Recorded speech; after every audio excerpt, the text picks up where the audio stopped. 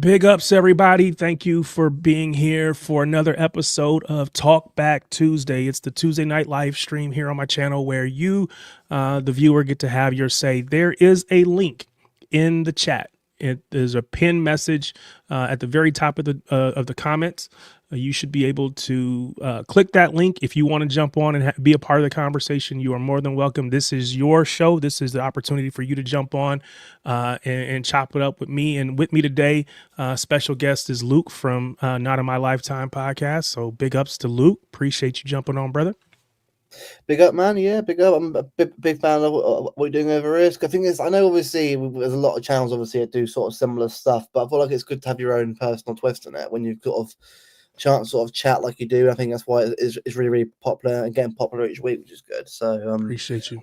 I do enjoy watching it, man. So Yeah, appreciate you. I of course do the different shows that I guest on with LB and Martin. And then of course we do our own podcast, which is more audio focused. We do put the video out, but just wanted to do something, live and just being able to hear from each other and really chop it up. This is really what it was all about for me, was just wanting to just talk City. Big fan. And so just wanted to talk it all the time. And so wanted to just give space for other people to do that. So again, big ups to everybody that is here.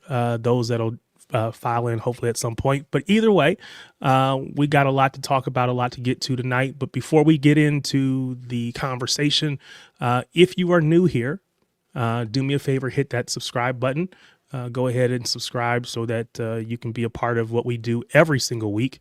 And you get notified and all those things, all the things that, different shows or content creators need as a way of support.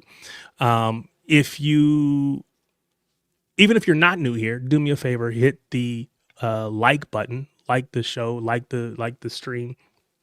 And again, really do appreciate your support. Last week, this time, I think I had like 70, it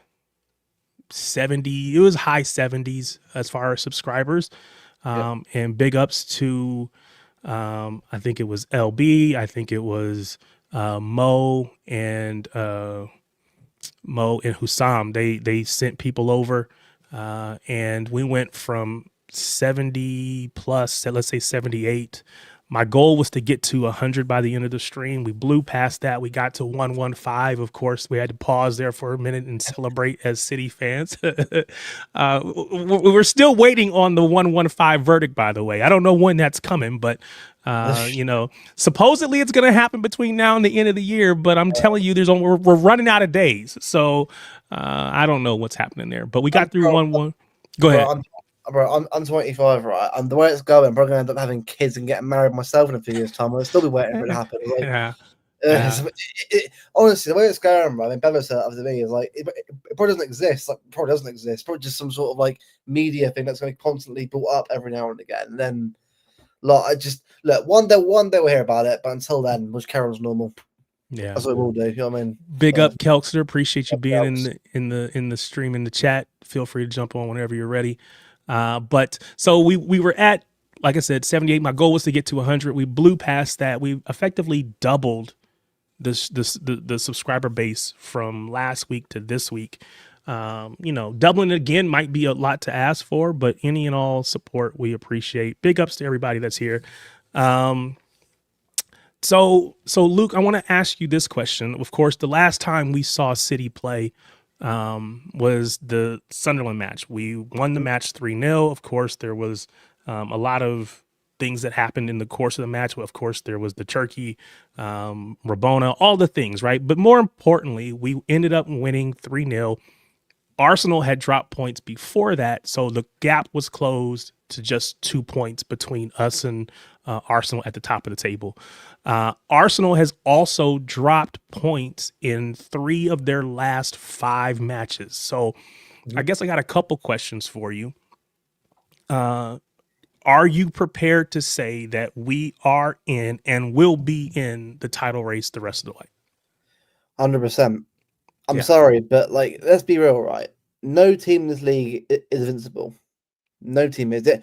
I think this is probably one of the most competitive leagues I've seen the Premier League being ever. Like everyone can beat anyone. Apart from Wolves, we'll leave Wolves out of this. Wolves are just terrible. 2 points in December. They're going down. We know that for sure. But barring a complete turnaround in January and players through the door. But I just think this season, right? People like Aston Villa are 3 points of Arsenal right now. I mean, Villa right now are a title race right now at the moment. I mean, Chelsea at one point now they're obviously was it no wins in 4 games, so they're out of it now. Probably out of it right now. But it's so weird right now. Like I think Arsenal obviously are probably the better team this year so far. I think overall, I think we have. I think with us really it's our away form that's really let us down. I think Brighton away. I was at Brighton away, and it's just throwing away certain games when we should have won, like Villa away. I don't think Villa weren't even that dominant over us, but they got the goal and we just couldn't score. Like we got us. I think I know obviously we've got a big game tomorrow at the Bernabeu, which obviously we'll go into later on. Sure. But we've got to get that mentality of going to these big grounds, especially in the league as well, and getting that winning result. Right. I think there's one thing I said before the start of the season is we've got to rebuild the mentality for ourselves. And I think obviously we're a title race, which is great for building that mentality up more and more. But I think if we're going to win the league this year, we need to win the Carabao Cup. This team need a trophy to galvanize it even more. And that's the first one. That's the first trophy, like in early, I think it's like February, March time frame. So it does absolutely set the tone for the rest of your season, which is why I think people like Pep, like Jose Mourinho when he was managing Chelsea, they always wanted to win it because they knew it set the tone for the rest of the way. So I'm with you. I think we need to go all out to win it. We have to 100%. I think with our squad, I think I can't see it being a mad January like obviously started this year. I just feel like we'll get 2 players through the door most probably, and then most probably go out the door. But I think with our squad now, it's just about bringing the final few pieces here and there to the main team, and then obviously getting obviously players through. I think it's very important that we've got Exeter City, obviously, who are obviously in the bottom of League One, in the third round. It gives us a chance to give Mukasa a chance, obviously Regan Heskey, Jane Heskey a chance, and young lads a chance to see where they are in terms of being involved in the squad. Because obviously last year, as we know, obviously Nico Riley came through and became first team player. And now look at him. Obviously, he's starting left back, and tomorrow he's starting left back at the Bernabeu. At the Bernabeu, yeah. Like, you know what I mean? That guy's glow up's incredible. Like England starting left back, playing like and that's when you think about it, when you deep it is wild to say that he went from playing academy football to your point, going to be our starting left back at the Bernabeu in about a year's time. That is insane. That is an insane how high that trajectory is. It's almost like borderline straight up. You know, that's crazy. It's an amazing time to be a young kid at City. We got another person gonna join us on the stage. Big up to Louis. What's going on, brother? Yeah, good. How about you? Doing well. Glad to have you, man. So what we're talking about right now, just to bring you up to speed, we're talking about. I asked the question: are City in the title race? Of course, we just went out. We got all 3 points. Arsenal dropped. They lost, so they dropped points. We closed the gap to 2 points between us and Arsenal at the top of the table. So my question is, now I want to ask this question. Do we think that Arsenal's form, they've dropped points in 3 of the last 5 matches, is that just a little bit of a blip that's not really real? It's just a blip because they've had some injuries. Of course, we know Saliba has been out. We know what's the other center back? Gabriel. We know he's been out. And I think those are the biggest issues. They had other people out as well, but those 2 specifically. Do we think that this is the start of a real slide, or is this just a blip? Is this where they start to quote unquote bottle it? Funny enough, you say that. There's Arteta. It's come out. I think it might only be the Telegraph, maybe, but he's talked about he's overusing his players now. Yeah, and that's what I'm kind of thinking about us as well in a way. Like we've already like it's clear we've got 12, 13, maybe 14 players that favors now in the team. So it's that kind of thing now where it's all about rotation, and it's clear when you have that team, it's hard to look otherwise in a way. So yeah, I'm still trying to sit on the fence as much as I can right now because it's December and it's like we all know as fans being in title races of the last 10 years, obviously 2012 plus. Obviously, we know. The only times I know we were there from the start was when we won our first title, 11-12, and against Liverpool in 18-19. Those were like the only times where I felt, and even 19-20 before Laporte got injured, Liverpool went on that run. It felt like we knew we were in the title race from the get-go. Those 2 seasons, instantly, you could feel it. You could feel it when United beat us in the Community Shield in 11-12. That's like we just knew we were in it, no matter what. Even if we didn't win, or like if we win or lost, we knew then. This time, I'm still like, we got fantastic players. It's just trying to click into gear and trying to get the second half of games like into a rhythm. And maybe that's why they're doing it now, to like understand, to get that the whole like the rhythm, to like know what to do and when to do it, sort of thing, in every single game possible. If it means now we suffer a little bit, as Pep likes to say, then like so be it. We have to suffer for now to like try and have better gains later on in the season. Yeah. Henry Hart says, it depends on how long their center backs are out, in my opinion. That position has been so critical to Arsenal's success in the recent past. They obviously don't have a good plan B with enough experience. Of course, they brought in Mascara and what's I forget how to say his name. Well, yeah, Hincapie. Yeah. So they brought in people.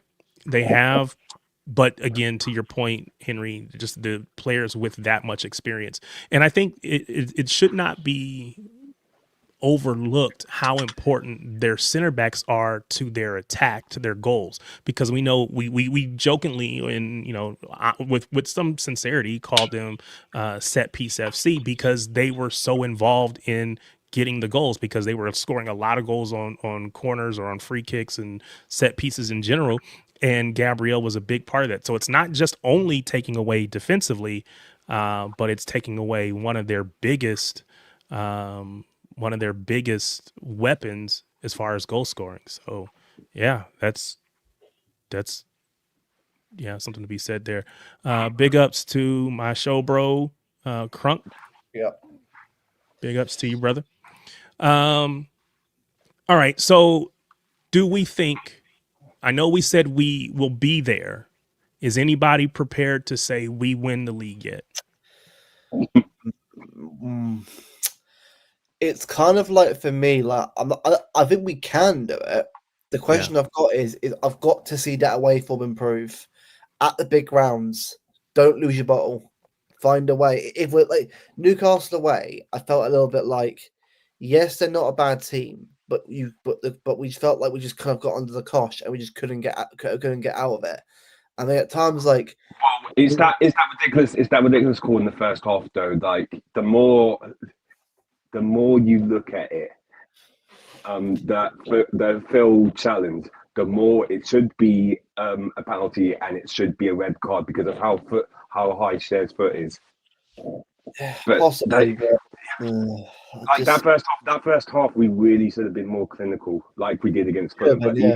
But even then, like the second half again, it could have gone absolutely, like it could have been like a 5-5 or whatever. So it's. I tell you right, I'm Tariq, right? I mean, also, I think I do want to change quite a bit. I've had a look at our fixtures going into the rest of this year in January. I know we've got United away coming up, and we've got like Brighton at home and a few difficult away games here and there. if we get through them games where we show improvement and we get some wins in those kind of games, and let's say we're 2 months behind in January, then I think yeah, we're in the conversation, because I think if we can get through this winter period unscathed, I know injuries or Stones. We know that Stones is fortunately going to get injured because it's young Stones. Sadly, I think this is Stones' last year at City anyway. Personally, I think that'll be it. I think this injury means you have to accept that. Okay, this isn't gonna. We have to let him go. Yeah. We can't extend the contract. It's a shame. I love John, but we can't have a player like that, 31 years old, just hoping that it's like Kevin De Bruyne. Like, we all love Kev. Kev was unbelievable and carried us even in his like second to last year, and so even the last year, well, like carried us through some games and that. But when your legs are going and the injuries are mounting up, you can't have a player like that in the squad. Like, you need someone who's going to be able to offer you a lot more than that at this point. And I think John's been an unbelievable servant for this club. But a brilliant player. I mean, came in for a lot of money at the time, but I always said, like, he's a long-term investment when he first joined, and he's paid off in dividends. Like, he's one of the best centre backs I think we've ever had at the club. Overall all-round player, defender. But we all know with his injuries, I think at some point we need to give Josko and Diaz a good backup to them. Obviously got Vitor Hayes and Husnell coming through. Young players that will get better and better. But we need another experienced defender there with them. We can't just have two experienced guys. Then the guys can feel like, Husnell's obviously getting more experience anyway for his country as well, playing the World Cup obviously next summer as well. But I think John's experience is very crucial when he's fit. But when you haven't got that that experience now, because of how long he's out for, it just, you feel like you're lacking it. Especially off the back. Obviously got Ake right now as well. Ake has obviously got a lot of experience himself playing in tight run-ins for us as well. But when Ake is a similar sort of player in terms of injuries, he needs someone there to help you out. And if John's not going to be there, then I think we've got to say, look, thanks for the memories, thank you for everything you've done for us, but we've got to move on. It sounds harsh, but here's a name that has been brought up recently. Of course, he's been rumored for every club wants him because he's a good center back. Mark Gahey, currently at Crystal Palace, who we'll see on Sunday. Do you agree? Would he be a great addition to this team? 100%. I think he would be. I mean, I watched him against Fulham. Obviously that winning goal as well. He's played well, I think, for a few years as Palace. I know obviously he's getting toward the end of his time at Palace now, but he's got better and better throughout his career, like Swansea, or also from Chelsea as well. He's experienced at lower leagues, got the Premier League, and like Ake did at Bournemouth, for example. The Euros performance really changed his trajectory a lot as well. Yeah. Because there's a lot of people probably thinking, are you really sure you want him alongside Stones? And coming out of that tournament, he's like, since then, everyone has really gone. He's such a good defender. The only thing is, will he want to be third choice behind Diaz and Gvardiol? Well, that's why I was going to ask the question, and actually, here's a good comment. Gahey plays left center back, right center back, and left back. Now, again, I was going to ask the question: where do you see him playing? If he genuinely is that versatile and he can play basically across the back line, then I think we have something there. Because I just don't know if there's enough. If he's only the right center back, he's going to have to play or alternate and be cover for Ruben Diaz. And I just don't know if Pep's willing to take him out of the lineup yet. So I just don't want him to come and sit on the bench. I want him to come and play because I think he has something to offer. So, and also as well, I think is that he has that experience. I think experience as well. I know there's not as much as like John's had, obviously, and Ake's have had, but I think it's still experience of some kind of you can sort of use. Obviously, he's a bit younger than both of them, so he can have a bit more spirit playing for us. But also, it's fresh legs through the door. I think a fresh face, especially in January, can do a lot. I think I don't think both Stones and Ake leave. I think one will leave January. I think the other one leaves in summer. I think it'll be one player that I think. I mean, I don't know. I think Ake probably goes in January, but then I think Gray might come in. I think because I asked a question as well with Liverpool and the Salah situation right now. Will Gahey want to go Liverpool right now? When Liverpool right now are where they are. I know they won today against Inter Milan 1-0 last minute penalty, but that still doesn't mean they're a better team for it. They're still struggling. Liverpool are still getting through games just about. Does he want to go to a team right now that are struggling mentally? That are like, yeah, they're getting wins, but it's not even like it's not like wins that they really deserve right now. They've got a manager who's fighting with the best player in the club's history, one of the best players in the club's history right now. Do you really want to be going to Liverpool right now? If you're a player looking at Liverpool, I mean, I'm not saying Liverpool long term can't be, but do you really want to be going there? I mean, if he goes there, then fine. But I think he'd be better off going to us right now. Yeah, it depends on if the rumors are true about Bayern as well being in the mix, because if Bayern want to sign him, he's going in over either Upamecano or Tar immediately. And so you think he comes in and be an immediate starter then? Yeah, and Kane would probably be chatting to him and saying, "Look, you'll be an automatic starter, and you'll be guaranteed to be playing for England for the next decade as well." So, well, how old is Gahey though? 25? Isn't he 25, 26? Yes, I was going to say 25, but I could be wrong. I'm going to just check on that. I think he's older than that. I think I'm not saying you're wrong there. Just want to check the VAR. Check that beforehand. He's 25. Sorry, I personally I thought he was older than that. But if he's that age, get him in. Even we'll get him in. He's younger. Definitely get him in. Definitely. And the cursed homegrown as well. Homegrown, exactly. And I think that closer right now is going to be very important, especially with some players out the door as well, potentially in January, in the summer as well. I mean, obviously if Ake and Stones are going to have two players, obviously we've got to replace obviously homegrown quite. I mean, we've got Mukasa and players that are coming through, but I'm going to be real, right? And I know how our fan base is with young players. I want to see the young guys get a chance, but I think Mukasa's going to be a long-term project. I'm kind of worried about Mukasa because he's in his final year of his contract, and still there's no news about if he signed a new contract or not. I think he will. I think he will personally. I think Pep, from what I've heard, Pep really likes him as a player. I think I can see us giving him a chance, but then also the question is like Oscar Bob right now, isn't it? Like Oscar Bob isn't getting the game time right now, and I think Oscar Bob needs to play week in, week out. Yeah, so I think the Oscar Bob issue is that, to your point, his form has not been good enough to warrant continuing to play. I think coming at the beginning of the season, he got plenty of opportunities. Pep was trying to play him at some points. I think even trying to play him back into form. But at some point, if you're not producing on the pitch, at some point I had to put in people who are, especially if we're kind of iffy as far as our performances. So we need production from that right side, which is why we're having a conversation about should we bring in another winger and all those things. So whether we end up going for a Semenyo or somebody else, I do think that the Oscar Bob situation is he had chances. He just hasn't taken them. And to your point, Luke, he needs to play consistently to effectively play himself back into form. And he's not going to do that at City. No, Mukasa, he's got to just take his opportunities when they come. He has so far. He'll play. If we secure the top 8, maybe he plays in a Champions League dead rubber. He'll definitely play against Exeter, which we'll talk about in a little bit. But I think there's opportunities for him. But like anybody, you got to take them when they come. So. But that's the thing that with the youth players now. Also, I'm not sure if you've seen that video that they did. Was it that Brazilian player called Del, who's a Brazilian Haaland? If we're looking to get him in the future, obviously from Bahia, as another player as well in the future as well. That as much again, I love seeing younger players from the club all come through. I want Savio to work out. Sullivan as well from the States. Kevon Sullivan, yeah, exactly. Like we want these guys to do really to make it a City. The problem is though with football is that there's no guarantees or anything.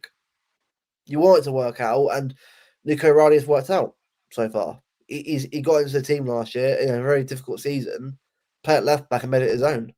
And fair play to him. Like he's keeping Eight Nori out of the team, which is brilliant, which is unbelievable. Like Eight Nori's one of the best left backs in the league. He was brought in to be our number one left back. But to your point, O'Reilly has kept him out. So big ups to him. All right, let's obviously we're gonna get to tomorrow night's game, Champions League. But before we do that, let's actually take a look at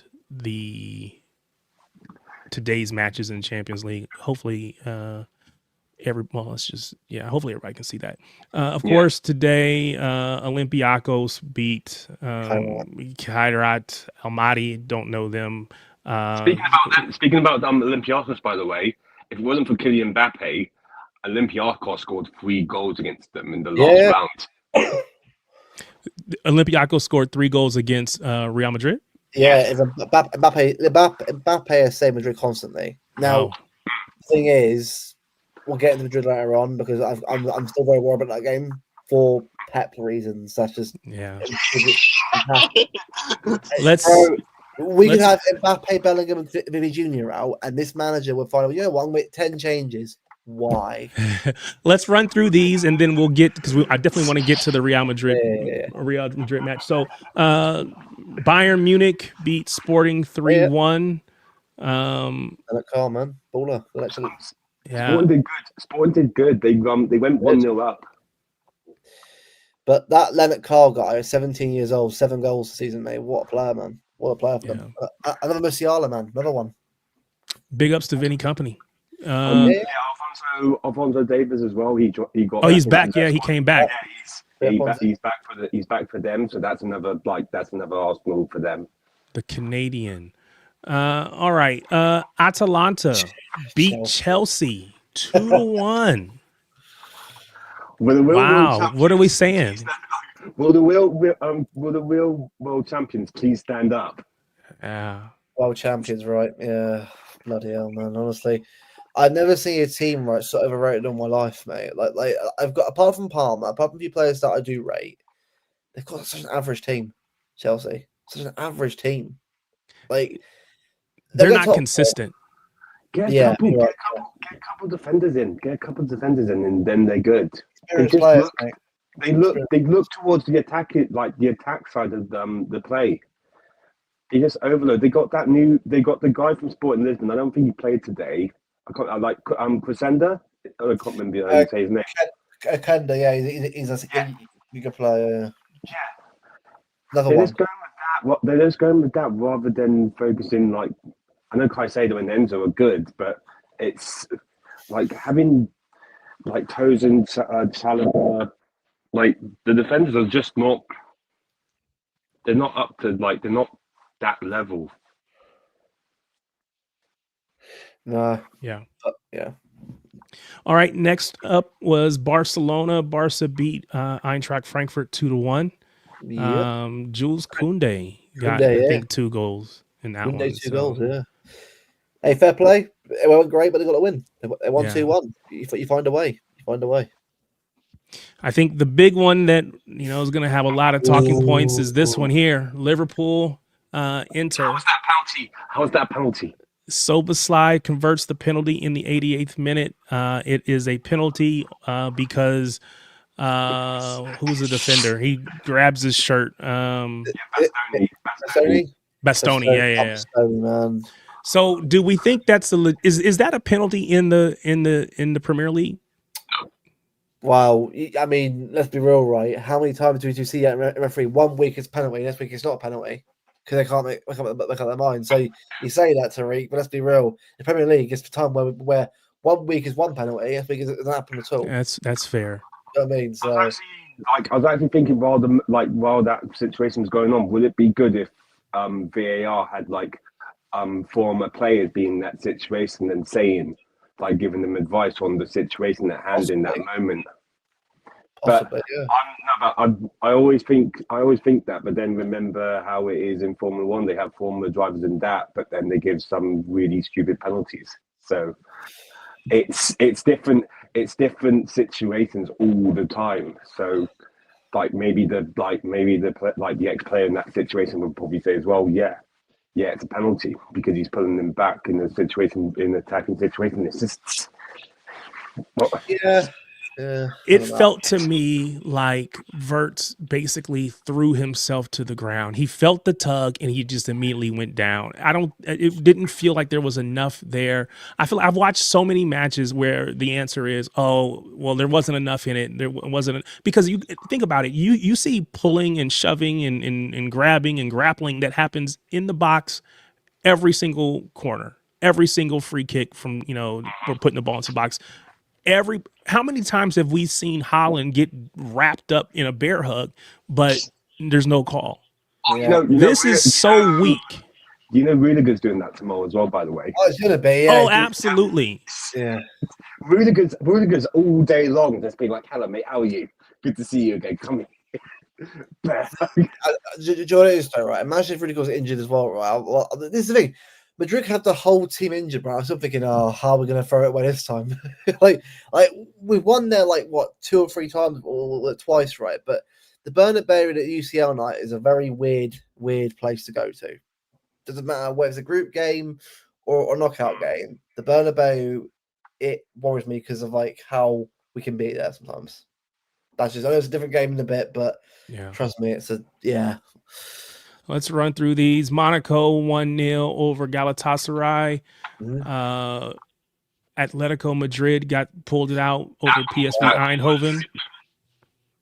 3-2. Tottenham beat Prague as well. Yeah, Spurs that was pretty much a walk in the park. But big ups to, if you're a fan or not, but Xavi Simons, who kind of got his goal.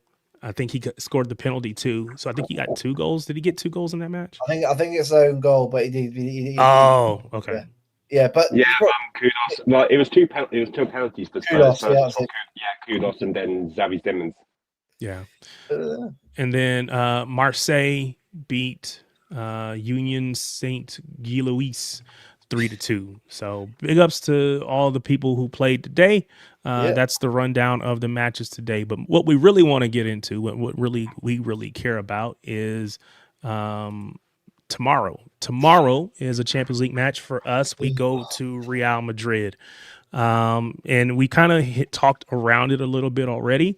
But first of all, we're going to Real Madrid. I saw a quote from Bernardo Silva that I liked, where he basically said, it's basically a league match. We play them all the time. We play them so much that it's basically a league match at this point. And I do feel like every year in Champions League, we always face them. And to be fair, that's a good thing, because, that means you're in it long enough to see them. But I feel like we get them in the group stages a lot as well. But Shakhtar the next first. And now Real Madrid.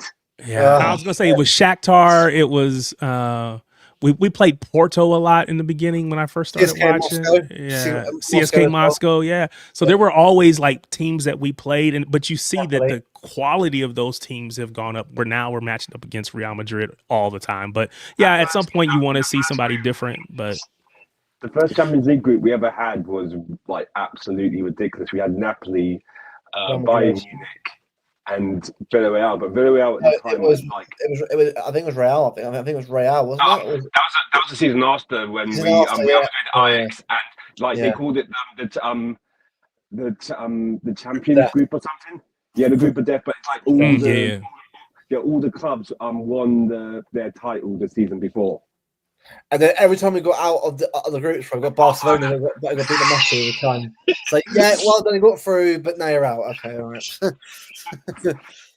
Honestly, right, our journey in this competition, right, has been a constant rare punishment before we're actually winning the whole thing.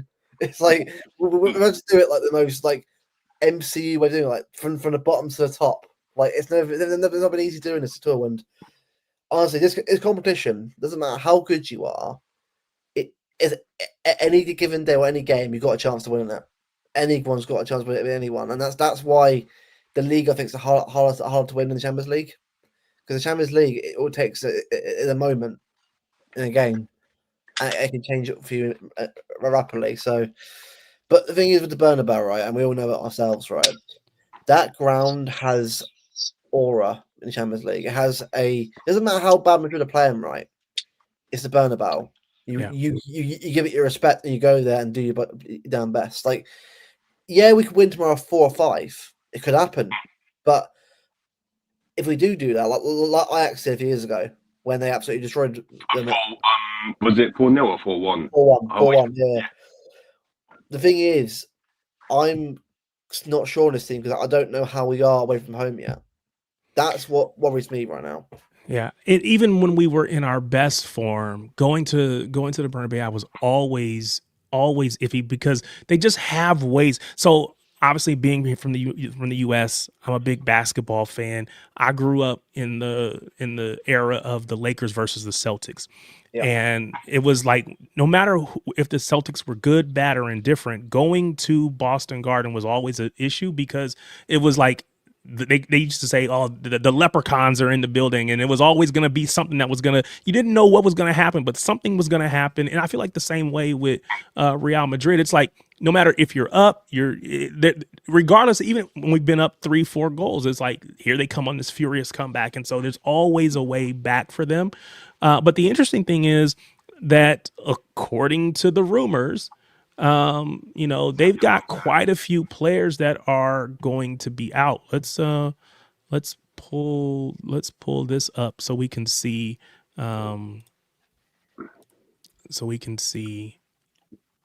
who they have missing. And this isn't all of it. Because according to FOTMob, David Alaba, Dean Houston, Carvajal, Militao, Ferland Mendy, Trent Alexander-Arnold, and Camavinga are all out. Of course, Huijsen, Alaba, and Camavinga are just listed as doubtful. And then to top that off, to your point, Luke, we saw today the tweet that said, "Oh, by the way, Mbappe's not going to be. He didn't train. He's probably not going to be playing tomorrow either." Now, I don't believe any of that, right? I'm on the other side. I'm on the other side of the coin though about this. Only for one reason. It's the French journalist Fabrice Hawkins. Is it Fabrice Hawkins? Yeah, Fabrice Hawkins. Yeah. Yeah. He said Camavinga's out and Mbappe is very doubtful because he's got like a muscle abductor problem. If it was like the Felix Diaz guy or like the TikTok that guy, yeah. that guy. Anyone from Real Madrid, I'd be like, I am very skeptical. But because it's from Fabrice Hawkins, he's very well known from France. So I think if Mbappe is actually in the squad, he'll either play for 45 minutes or he comes on after 60 minutes. Yeah. That's my feeling on it, but I have been wrong lately, so I'm probably wrong again this time. I just want us to we got to just. I'm just assume he's going to play the capacity. Like if he's out, then brilliant. That's one less player we've got to worry about. Sure. But the thing is, it's still got Vinny Jr., still got Bellingham, still got Rodrigo. Yeah, he hasn't scored in 31 games. But what if he's going to now? What if the bet? Oh, City are in town. Goals over 2 goals. It's typical of City, isn't it? Like, that would be typical. That would be typical. Yeah. Yeah. So I don't give a crap who's out. We'll just go out and do your job. I don't care if it's like they're under-21s team. You still go out there and give your all because this ground has beaten us before. Do you remember? As I said, do you remember being up and then the odds of going through 99% City, 1% Real Madrid? And they keep changing. Since that day, I'm always fearful of that ground. Yeah, I don't care about how good we are. We have to go tomorrow and put performance in. That's simple.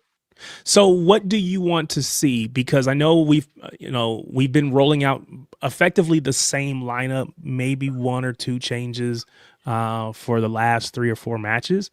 How much rotation are you expecting to see tomorrow? I got a couple in there. Okay, what you got? I know we did the press conference, but I think because it was Reinders last season, that Real Madrid game was the one that like put him on the map, so to speak. because he played absolutely brilliantly against Real Madrid last season for AC Milan. So I'm thinking him. Who is this? Reinders. Oh, Reinders. Yeah. And I'm 50-50, but I'm thinking because of what Pep said after Sunderland in the embargo and how Doku has been. So since the Liverpool game, he hasn't been. He's still had his moments and he's still been really good, but those little tiny details are just not clicking right now. And with what Pep said about Marmoush, like saying, I'm thinking of starting him, see how it goes. I'm thinking maybe Marmoush instead of Doku. But Interesting. Those are the only two I make because Cherky will. If you want someone to thrive in a game like Real Madrid, you need Cherky, you need Foden. Yeah. So Luke, what about you? What are you thinking for lineup tomorrow? Are you in agreement with Louis, or you got a different thought? See, I wouldn't mind a similar team to Saturday. I do get what Louis saying about Reinders. Mm-hmm. I wouldn't be against him playing.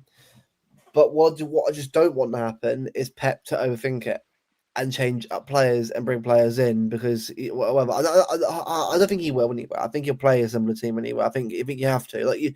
I feel confident going to Bernabeu now. I've got Donnarumma in goal because I know he's dealt with Mbappe before playing with him internationally.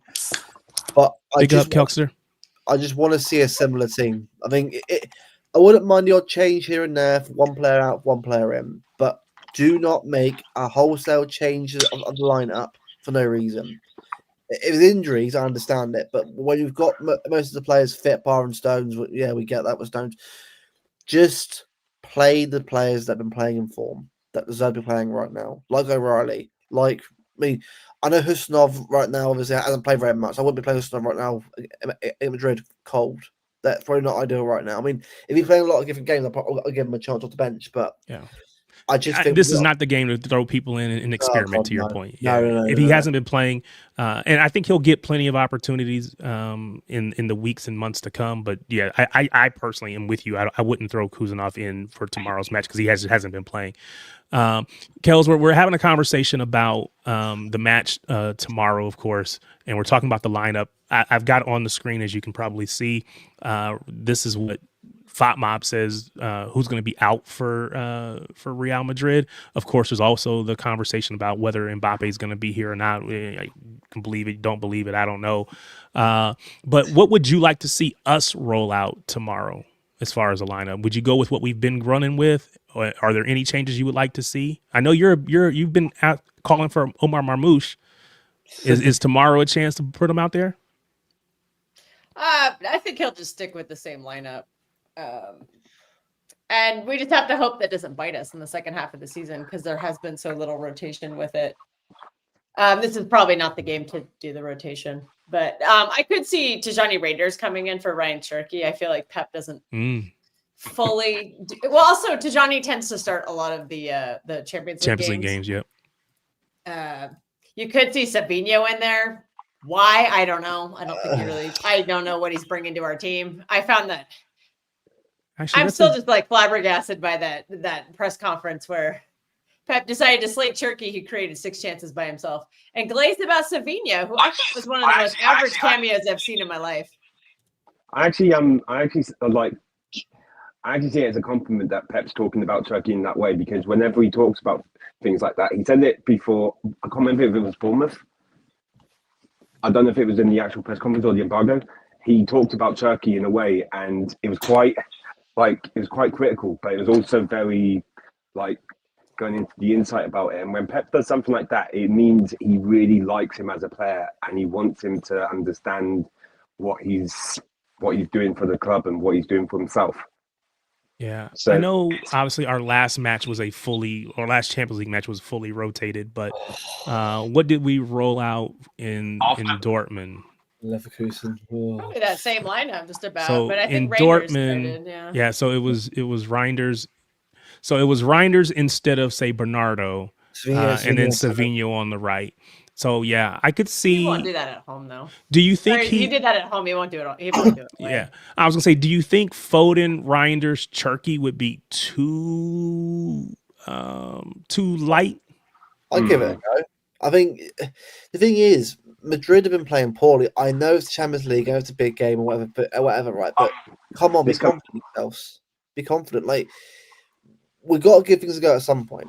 And like, if Madrid had been on form, I'll be a bit more cautious. But because they've been so up and down recently, yes, they've got Mbappe. We know they've got Mbappe, but at the back, they're terrible. They're worse than we are. We're back. Go for the kill because they just got embarrassed at home by Celta Vigo. Ugh. Yeah, well, it's like their core 12 is saying Donnarumma. Two elite goalkeepers making big saves in the game no matter what tomorrow. That's going to be a guarantee at least because our defense is probably better than their defense, not by a massive difference, but probably is better based on like Diaz, Vardiol's better than what is going to be like Garcia and Rudiger probably. Carreras Rudiger? It'll probably be that unnamed center back who you can't be you doing can the look same that centre up. backs. I'm not going to go into that. You can't be doing that person. You can't be doing the same centre backs as you can't be doing the same centre backs as you get the same back forwards you get against Salford. He does that. Haaland against that back line. A centre right back, Rudiger and Cannavaro's that new left back who's coming from Benfica, and Fran Garcia is the left back. Xabi Alonso wouldn't be that mad. Like he wouldn't. Well, be that you say that, but if you watched Madrid recently, mate. I know they probably think there's Valverde's going to be right back, surely. Well, if he's not, then I think it's suicide probably, isn't it? Because I think no Carvajal was it? Well, him being at right back for them last season against us saved them in a way, because if it was Vasquez, the whole situation would have been completely different. Oh, so they have Mbappe playing. Well, this is FOTMob. I don't know that they are necessarily right. This is what they're saying. So, well, I'm going to just assume Mbappe will play. I don't buy any of that. I either. I think it's all mind games and trying to get in our head and we don't care. Try to. We don't care. We don't care. Yeah. At the end of the day, I agree with what everything is said. They've got enough players out, even without Mbappe, that we should be going there to go for their throat. We should be going there to beat them, not to try to play, keep it tight. No, we should go there with the intent. And, again, we know it's the Bernabeu, so anything can happen and probably will. But I go to that game, I go to that match with the intent to kill. Yeah, absolutely. Yeah, we have to. We have to.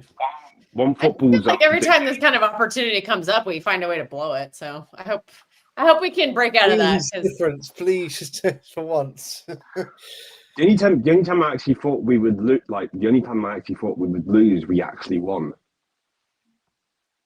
When was that? 1920. So is that the Gabriel Jesus game? And De Bruyne penalty. Yeah, Kevin De Bruyne. We played the 4-4-2 formation, and Jesus went out to left wing when we were out possessing, and then I remember that game. Yeah, Isco scores. Oh God, I remember that game. We're going to be linked to him in January. Walker made 3 bozo errors for that goal as well. And also, bear in mind, right, we beat the Madrid team twice, by the way, and they went on to lose to Lyon. Oh God!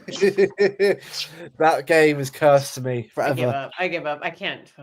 It was only one game as well. Yeah. I know that was super annoying, and we were so wrong. Sterling. Oh, Sterling. I'll be real, right? Even if we'd beaten Lyon, Bayern would have cooked us anyway. Let's be real. But I mean, Bayern would have probably beaten us anyway. But the fact that move on.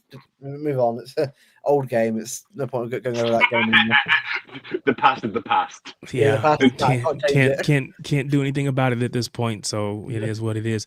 Question for everybody, and you in the chat. I want you to participate too. I want to know what your score prediction is for tomorrow's match. So if you're in the chat, go ahead and put your score prediction in the chat as well. So Kels, we'll start with you. What do you think tomorrow? Score prediction for tomorrow? I'm just never optimistic about going to the Bernabeu. I said I'll stay consistent. I said this on Alfie's channel, but I said I think it'll be a 2-2 draw. 2-2. Which okay. still is, I think we have to get something. And I definitely can't lose. Yeah. Louis, I mean, what about you? I want to Oh, predict a win, but I'm not. I think our form on the away from the Etihad is just too inconsistent. I've got to be proven wrong on the away form. I've got to be proven wrong on that. And then after our last game where we were up 5-1 and we almost gagged it away, I can't be confident. Yeah. I was like, Oh God. Dylan, I see Rodrigo do something like that, and it's like, oh, geez. Dylan agrees with you, Kels. He's calling for a 2-2 as well. Yeah, I'm not trying to be negative, but Louis, what do you got? Confident. I'm not entirely sure, but I'm going 2-1 or 3-1. Okay. 2-1, 3-1. It could be anything though, because like Luke says, like I've actually been inside, even though it's not even though it wasn't a match day. It just like going around the stadium. I know that covers because I went a few years ago, but like going around it, you do actually feel what it's actually like as a stadium, even up in the how the hell going up those the stairs and whatever to get up to that higher tier. It's insane. I did a stadium tour before they remodeled the state, and just walking through that trophy room. Good Lord. Yeah. It just keeps going and going. Well, see, I'm going to Spain in the new year, so I'm looking forward to going to the Good idea. Yeah, I'll be yeah. Well, let's be real, right. Even if we get through, right, or if we get through, I guarantee you, right, we'll be given at some point. Like, we're back again, are we? In the quarterfinals. Oh wow, we're back to this. No. Please, Barcelona. I'm sick of playing Madrid. Give me Barcelona. Give me your mouth. Somebody different. Somebody different. So, Luke, what are you thinking for scoreline? Well, I suggest on my channel, I said 2-1. It's going to be a very scrappy game. Even if they got injuries, this kind of game is never easy for anyone. Because I know Ajax won 4-1 years ago, right? But that was a completely mad game of football. And when we're watching that, we can do that, by the way. We have been able to do that. The problem is when the going gets tough away from home, have the team got the mentality to get through it? When the shit hits the fan, when the fans are on you, like shouting at you, whatever are you going to be able to suck it up and get on with it? Like, unfortunately, it doesn't matter how good you are at the Bernabeu. One bad or one call for Madrid that goes to their favour or against you, and then they're getting loud on you, it can change. So the crowd is going to be insane. We've got to keep our heads. I think we've struggled in a lot of those situations this year. Like, we had that last minute bottle job at Monaco. Like Brighton 2-1. Yeah, Brighton, we collapsed. Fulham, we almost collapsed. The Leeds game, I know the Leeds game was at home. Turkey in those situations. Look against Sunderland. Look against Fulham. Those two games, like when Donnarumma had to make that save, Cherky, 2 minutes after Xhaka hits the post, or I can't remember how far after it was, Cherky flicks the ball over to Phil or O'Reilly or Doku.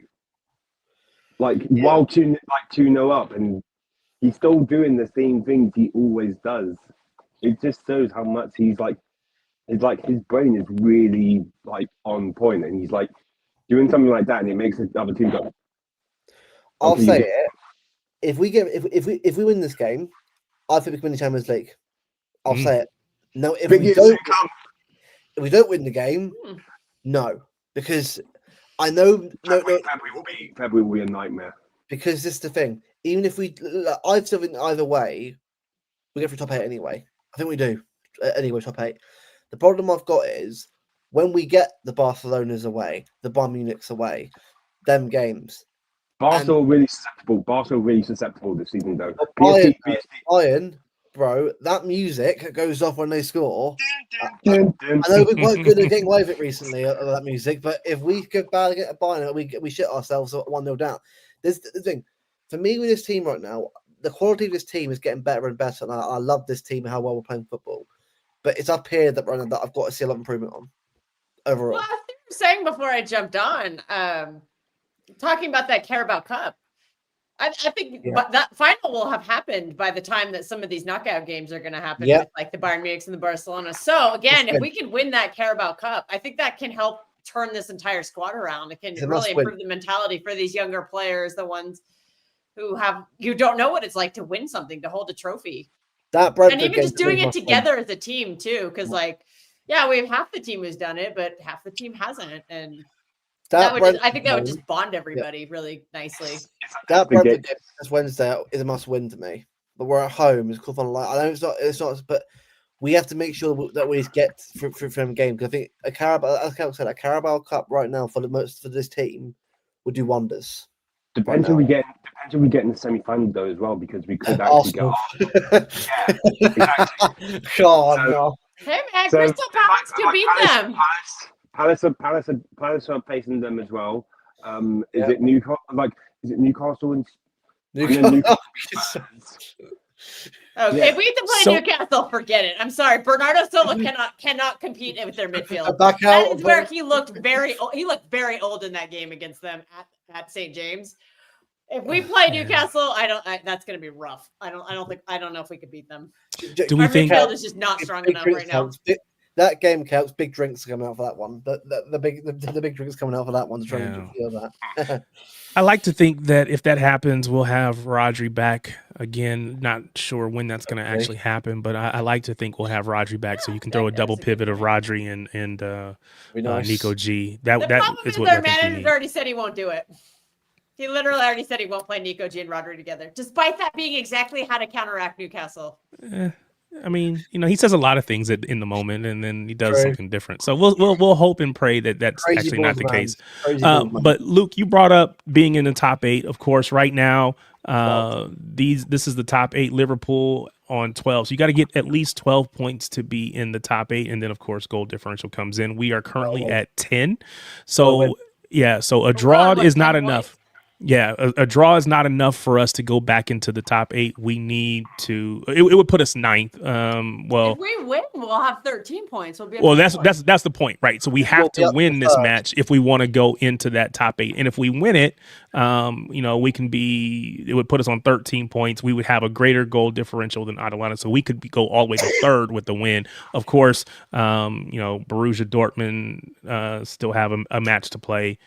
So there's other teams that could be in there, but we would definitely be solidly in the top 8 if we win tomorrow. Have a gimme tomorrow. Let me double check. A glimpse. They have glimpse. Yeah, they have glimpse. Oh yeah, that's a gimme. They'll win that. Assume they've won that game already. And it's at home too. It's in Dortmund, so they're gonna. Glimpse. I need a favor, bro. I need a favor from before. Somehow get a 1-0 win. Yeah, we hope. We hope, but it's gonna happen. I just want to avoid that playoff because we don't need those 2 games, man. Yeah, we don't. We just honestly, right? If one pissed off at Pep still about the Leverkusen game because it was unnecessary. Unnecessary changes to that game. So this is what we have as far as the current table. PSG play right at Athletic Club, so they might draw points there. I doubt it, but even if Arsenal lost the last 3 games, I think Arsenal will find anyway. For me, Arsenal are fine. They're already through. I think they're buying them through as well. Probably. Speaking about them, they've Declan Rice is out for the game for them. Oh, against Brugge. Oh, it's Brugge. Oh, Alfie, please, Alfie. Come on, Alfie. Come on out. It'll be the happiest watching. I need another League Gunner race stream. I need that because it's beautiful. Yeah. All right, so that is effectively tomorrow's match, how it sets up for the Champions League, and again where we're trying to go as far as the table wise, getting into that top 8. Looking past that, on the weekend on Sunday we go up against Crystal Palace. Yeah. What are your thoughts on that? I'll be at that game on Sunday. So so that'll be good. So it'll be good, but it's Palace away, and it doesn't matter how crap Palace are, how good Palace are. Selhurst Park is a hard place to go to. Yeah, United won there 2-1, but it's still Palace away. I always love their chant. I always love their chant. Yeah, and if we can get through this week, right, beating Madrid and Palace, right, then the mentality has changed. These 2 away games are the big tests for me. Can you go all the way this season? Because I know they're not necessarily going to win you leagues anyway. Like it's not like deciders and that. But I think our home form is pretty much fine anyway. Leverkusen, barring Pep being stupid, I think that's a win anyway. And that's a win compared to the normal team from the start, personally, for me. But the away form is the one thing that I've got a big, like, the big negative on with this team right now. If we can get through these 2 games of wins, then I'm like, yeah, okay, I'm fine. Because both these grounds for us are, I'd say, difficult for us anyway. Like, apart from like a 2-1 win a couple of years ago, a draw, 3-3 draw, Palace 1-1-0 was it, and 4-2. It's a hard ground for us to go to usually. We get results at. And I just feel like Palace, especially on Sunday, it's going to be all about, I think, us taking our chances. Because I think it's one thing in, like, at home we're getting better at scoring goals, but it's away from home we've got to improve. I think the Fulham game was a great indicator of how our attack was doing. Our attack was brilliant in that game, but it's our second half defense when the opposition team is putting pressure on us.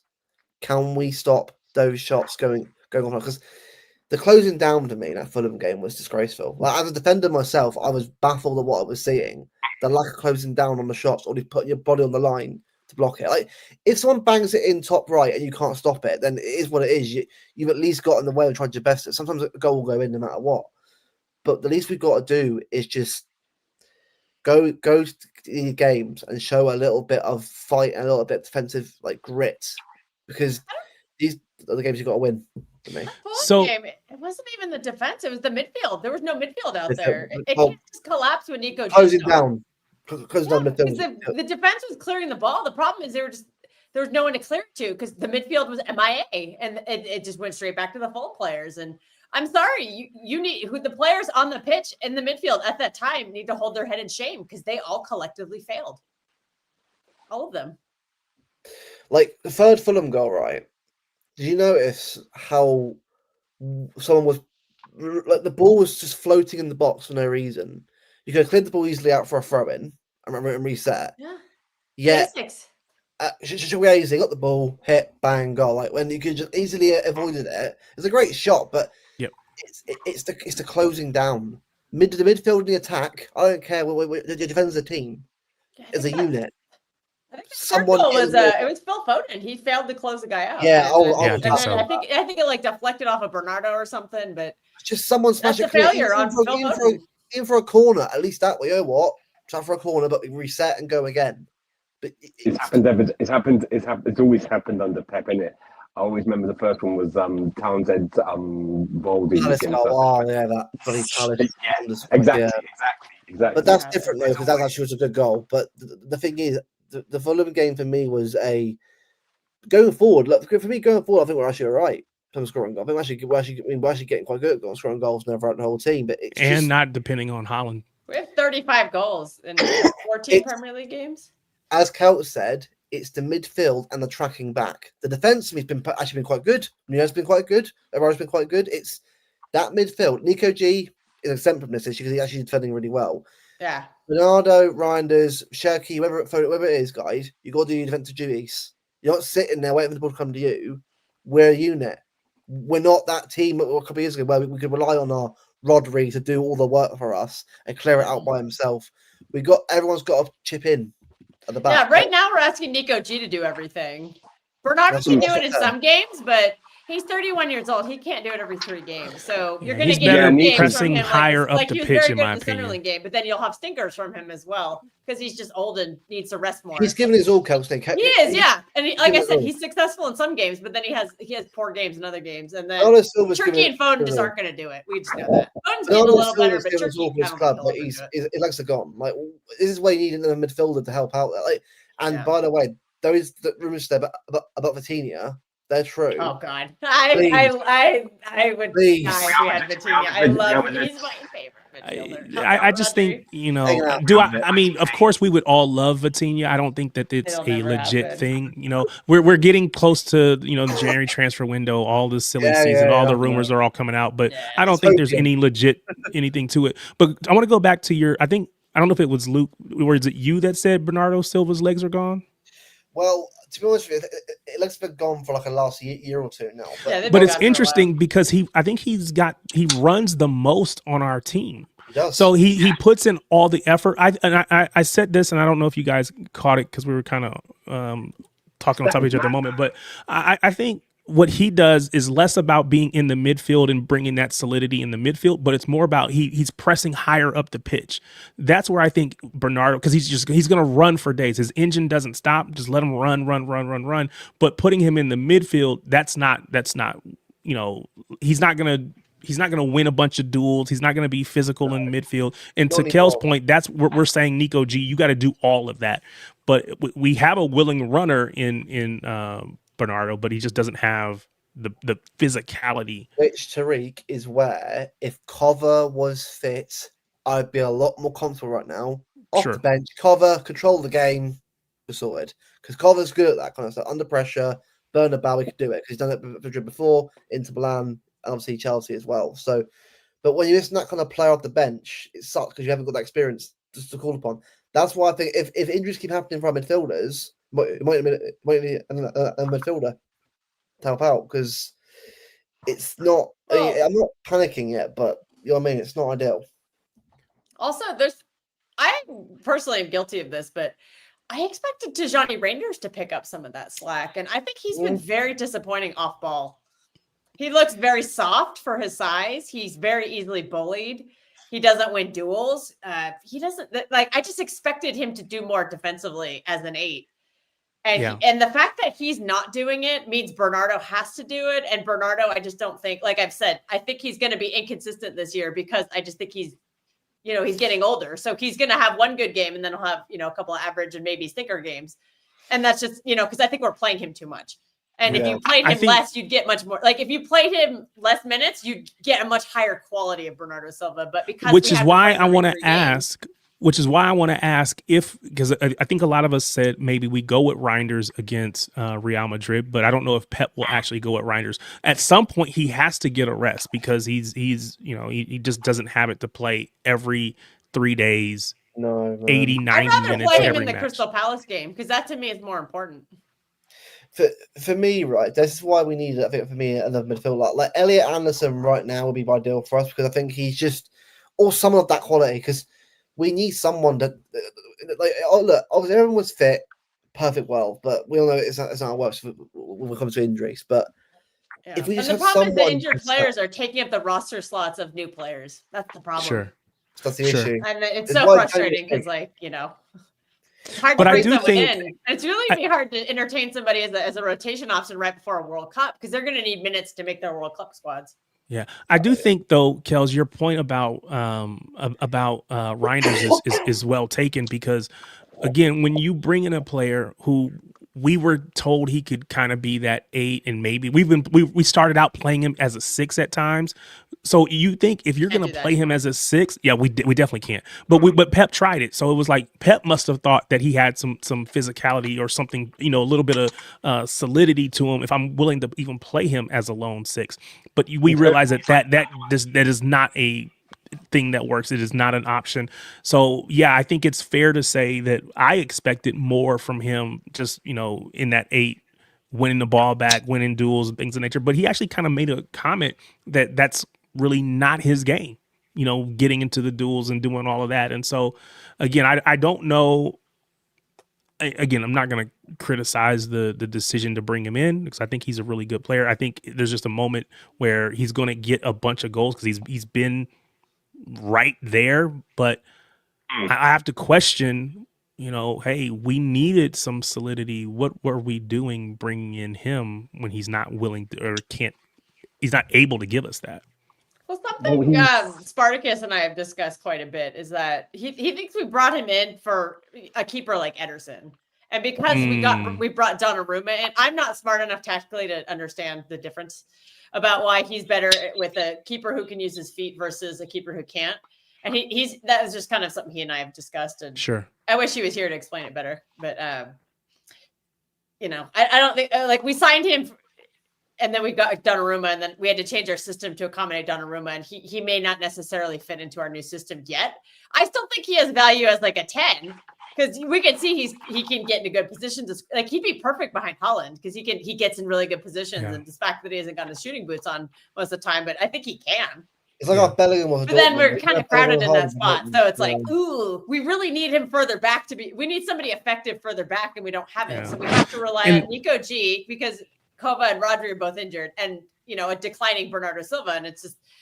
It's a mixed bag. The other piece is if you put Reinders in that 10 space right behind Haaland, then that takes away space from Phil. That takes away space from Cherky. So it's like who would I rather have there? But I do think you're right that that's probably the spaces that he's going to excel in is kind of in that central area behind the striker. So that's just in the system. It could be a different system next season. I would have. It always fair. Usually is. So maybe Pep will find a better way. And I do want to give up on the guy. He's only been here. Yeah, it's way too soon to do that. And like I said, I'm not prepared to say that it was a bad signing or anything like that. But it's still not a perfect fit. And we know that Pep early part of the season he tries things, he moves puzzle pieces around to see what fits where, and then it's after the break or after January, that's when he starts to I figured it out, and then that's when we go and we go on our run. So hopefully he's seeing what he needs to see. He'll figure all that out. To your point, Dylan, it could be a different system in February again as Pep figures it out. But I do. I'm so sorry, bro. You're good. Go ahead. Yeah, I just think in January we have to get someone in January in the midfield. I think I know players coming back from injury, but I think right now we need help there. Right now we do. I think how good we will be when he gets back. Right now, Nico G is having to do it all by himself, and I think that's the same situation that we got into trouble with Rodri. Now I believe and I hope that Rodri is actually not too far away, but we're just being overly cautious, which I hope that's the case, and I would hope that the club would be doing, but you just don't know. But I do want to point this out, and Haaland has been sitting on midfielders lately. I think we should give Haaland a lot of credit because he's been doing a lot of defensive work. Yes, he's been getting goals, but he has been doing a lot of defensive work this season, and even not even just defensively, but even in attack, dropping into the build up, holding the ball up, playing it out, and he's been very much more involved this season all across the board. And I think that is a testament to him being a part of the captain's group. He's taking more responsibility on his own shoulders and saying, "This is my team. This is my team, and I've got to step up." He may not be the actual captain, may not be vice captain, but I think there's going to come a day where he probably will be. Well, it is a stat for you. He has more assists than Harry Kane this season, and Kane's playing a better run as striker.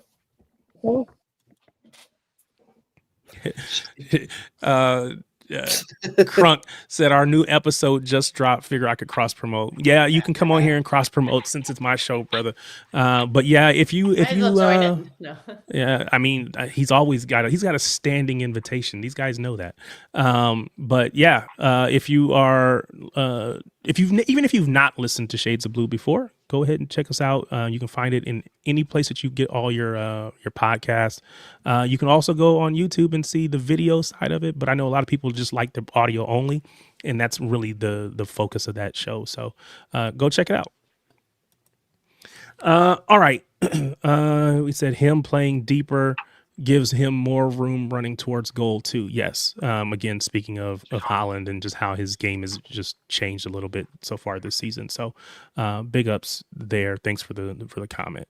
All right. So that's the Crystal Palace match. Do you guys have thoughts on score predictions?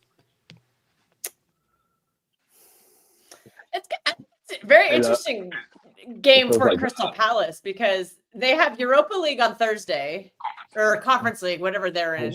They have that. Then they have the City game. But then on Wednesday, they have the Cup game, the Carabao Cup. So they don't have the squad depth to run like a full team. I think in all three of those games. And I kind of wonder if they're going to sacrifice the Premier League game for those two cups because they have a legitimate chance in the Carabao Cup. This is a team that's looking for trophy. I think they're doing pretty bad in the Conference League table because I've already heard about 18th right now. 18th. Yeah, 18th. Yeah, so maybe. Oh wow. Yeah, so maybe they'll I don't know what they'll do for that. Thursday, yeah. But they might go for the Carabao Cup. Dropping out of the Conference League would be an embarrassment. not just for Crystal Palace, for any Premier League club.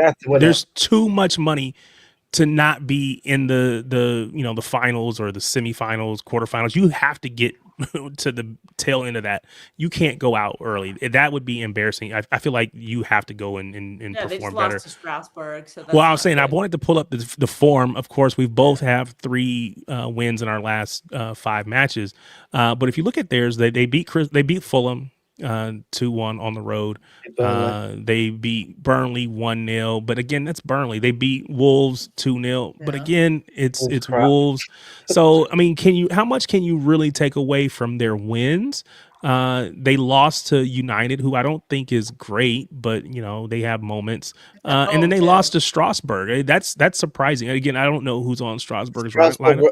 Good little team. I watched some of their games. I just think of them as I think about. I look at Strasbourg the same way I look at Girona, and maybe that's not fair. Girona is kind of like our little sister, little brother. We send people over there, but that's how I look at Strasbourg. Now, maybe they might have more players sent there. I don't know. Oh, they have a ton of Ben Chilwell's there right now. Emmanuel Mega, Valentin Marco. He's a good sign. Is it Emmanuel Mega from them for next season? A striker, another striker that they probably won't use anyway, and probably sell them for more money down the line somehow. So they have a good keeper, Penders. He's quite Penders, good. yeah, he's decent. He's better than Sanchez. Crunk said 3-1 City win in that Crystal Palace match. We should win that game. Henry Hart said 2-0 victory for us. I can't even predict the game. Dylan said we can't be dropping points to a team that lost to United. We just can't do it. I'm with you, Dylan. I'm with you. Agreed. That's funny. Do we think it's going to be close? Is it like a one goal game, 2 goal game? Yeah, I think it is. I think it's like a 2-1 or something like that. Just win. What I'm gonna say, just win the game. To be fair, I'm at that place where every match just get 3 points. Get 3 points. Just get 3 points. Yes, it's great. It's great to score 5, but it's not great to give up 4. But just get across the line, man. Just get across the line. In every way that you can. We need points more than anything else. So I'm all for it. That's a point from Crunk in the comments about Glasner leaving. I don't know if they're allowed to spend money, Crunk, because of the financial restrictions, FFP or PSR or whatever it's called. They might be spending what they're allowed to spend, but they just might not be able to. And that's why they might take some of these cups more seriously, because if they win these cups, they can create more like cap space to spend money. More financial money. So is there any, do you all believe that if first of all, Slot got the win today, so maybe maybe it lessens the discussion about Slot out, but if Slot were to go, do you think Glasner is actually a legit option for them, or would they go someplace else? Our next manager, the next manager we're facing, he's probably the next one in line, because if he gets sacked from Real Madrid, he's probably Xabi Alonso. Well, that's what I said. What's the rumors about tomorrow? If Real Madrid don't win, they're going to sack him. I'm like, I don't believe that for a second. Yeah, I think there's a lot of stuff that gets said that has no basis in reality, in my opinion. Honestly, Spanish sports media is the most dramatic soap opera ever. Honestly, it's like Barca, Madrid, it's like narratives. It's like, I could not live and a sports team in that league. It would just be constant PR all the time. Honestly, it's exhausting, honestly, man. So that's actually a good segue. That's actually a good segue. You're talking about the media and just how Spanish media, but let's just talk about the media in general. And I want to take this from the standpoint of the Mohamed Salah situation there at Liverpool. And maybe it's less about the media. He complained because Salah complained because it's like, hey, there's a lot of, blame being placed on me that he feels is unfair, so on and so forth. And I wanted to ask the question, because I've been thinking about it. And a lot of the people that I've seen that say, we need to bench Mohamed Salah. He's not doing anything. He's not willing to work for the club, whatever. He's lost it. That's really more about fans, in my opinion. And so I wanted to ask the question, do we think that fans in general, not just Liverpool fans, but City fans, United fans, Arsenal fans, are fans in general creating a toxic environment online that then spills over into quote unquote real life when the players start to see this kind of stuff. Because I think about Kyle Walker last season. Yeah. Kyle Walker got himself into some situations, right? That had nothing to do with us. But then the more he got into, the more he wasn't, it was off the pitch and then it went on the pitch. And then the noise, if you want to say it that way, the noise from the fan base, whether it was on YouTube, whether it was on social media, that noise ramped up to a point where I just don't see how he could avoid it and effectively ran him out of the club. Are fans creating a toxic environment in your mind? We also ran Ederson out of the club too by posting on his pictures of his family. Yeah. Yeah. So again, I'm not saying this as it's only Liverpool. I'm not trying to make it about them. Yeah. I'm just using the Mohamed Salah situation as an example, but we have our own situations that we could point to. Are just fans in general, are we too entitled, and are we creating this environment that is unfair to these players? We are. I would say absolutely, yeah. Because the power of social media, for example, right, and this isn't against the guy himself, Hater Central, that guy on Twitter, that guy gets like biblical Hollywood level viewership on these tweets. Do you remember when we lost to Newcastle, but Haaland, Farno, Hater Central, like 100k likes? This is what we're talking about. The players will see this. So will the people at the club will see this. If you think, right, your tweet doesn't get seen, then you're crazy. I know for a fact that some players watch our shows. Like, but we don't know it. Yeah. You're not watching True City fan. Yeah. Well, but see, and I do think there's when Mateus is ranting. But I think there's a balance, right? Because I think as fans, we should be entitled to have our opinion, but it's how I don't think that doesn't give me the right to abuse the player. I can say, hey, I don't think so and so was on it this match. I think that's fair, and I think they know that they're not on it, and they know that you know what, I didn't bring it today.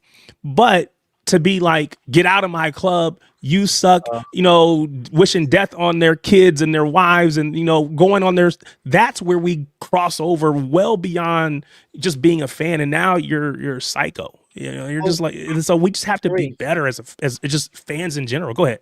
Fabinho, for example, he's the latest guy getting cooked right now. And look, has he been playing well? No, he's not. But look, the guy's a young player, right? And I'm actually willing to give him and back him. I want him to do really well. Because at the end of the day, we're fans. We want the guy to improve, and I think he will improve. Honestly, you're not that young. Last year, right? I saw signs of him, but he's not a bad player. It's up here he's got to sort out. Sort out up here, he'll get it right on the pitch. The problem is that people now, it's either if you aren't doing it for me now, get out. That's not how it works. At the end of the day, right? A player's at the club and you can't control it. You support the club at the end of the day. You're not Player FC. Player FC is probably a reason why Salah, in the situation right now, what's going on right now, the amount of people on social media, on Twitter, that have accounts that are dedicated to one player, not support a team for one player. Oh yeah, the Kyle Walker stuff. That some of the memes people were making, I was like, whoa. Particularly about Walker when they that one account, that De Bruyne season or whatever his name is. I've called out these people enough times. Blocked him. I was like, I can't follow you anymore. You're just critique their performance, but I think people are just taking it personally. If you're going on to the wives' social media and writing comments get out of the club or commenting on the kids, that has nothing to do with football. But okay, yeah, you made a mistake in a game. Sure, we're gonna probably joke about it, or we're gonna get angry about it. But we don't have to tag them. We can just kind of leave it as it is. But some of the over the top stuff, the death threats that Ederson was getting. I don't even know why, because he wasn't even that bad last season. Ederson was great for us. He was his mistakes. We literally counted him out. We counted Akanji out. I know I was I got a little over the top about him on some streams, but I'm not going to DM him. I'm not going to comment. I don't even follow him on social media. that's his space. I'm not going to go into it. And then if he, we had people. I'm going to express my when Ederson's wife is posting pictures with their family, and so-called fans are going on and leaving negative comments and get out of my club, you and your husband, blah, blah, blah. That is way over the top. And I think we should, and I think we did, and once we know it, you start to call that stuff out, because that's not acceptable. I just don't think that's acceptable. Again, I'm on these streams multiple times a week talking City, right? Talking football in general, but talking City mostly. I'm going to call people out if I think they perform poorly. I'm going to do that. And I think I should be able to do that. But at the same hand, I'm not going to go over into the personal attacks and things of that nature. And I think as a fan base, we've created a situation. And so I bring that up because in this most solid situation, I think personally, a lot of that started in the fan base. And then the noise became so loud that now Mohamed Salah is seeing it and hearing it. And all he knows is all of a sudden I've sat out for the last 3 matches. Well, this conversation didn't start 3 matches ago. This conversation has been going on for months at this point. People talking about either slot out or Mohamed Salah has not been performing, but it gets to a place where now it's unavoidable. And so I think he's associating me being out with all the conversation that's going on. And I don't think that they're necessarily one and the same. Go ahead. Luke, you going to say something? Well, yeah, it all started back when Mane and Salah were at Liverpool, right? And I remember vividly because I've got a couple of friends that are Liverpool fans that are on that space a lot, and I do talk to them quite a bit about it. And they were saying to me that, especially around the Ederson thing, they said the thing is, like, there are massive Mane fans in the Liverpool families and massive Salah fans, and they will constantly get fighting each other for no reason at all, right? No reason at all. Like, they're both unbelievable world-class players at the time at their level in Europe and in the league, balling out, right? And then but people have chosen sides for some weird reason. And it's like, hold on, you've got one of the best teams and one of the best managers in history, and you're player FCing each. Like, it's like us, our own fan base. Like, you've got De Bruyne fans, and you've got you've got Haaland fans, you've got maybe Aguero fans.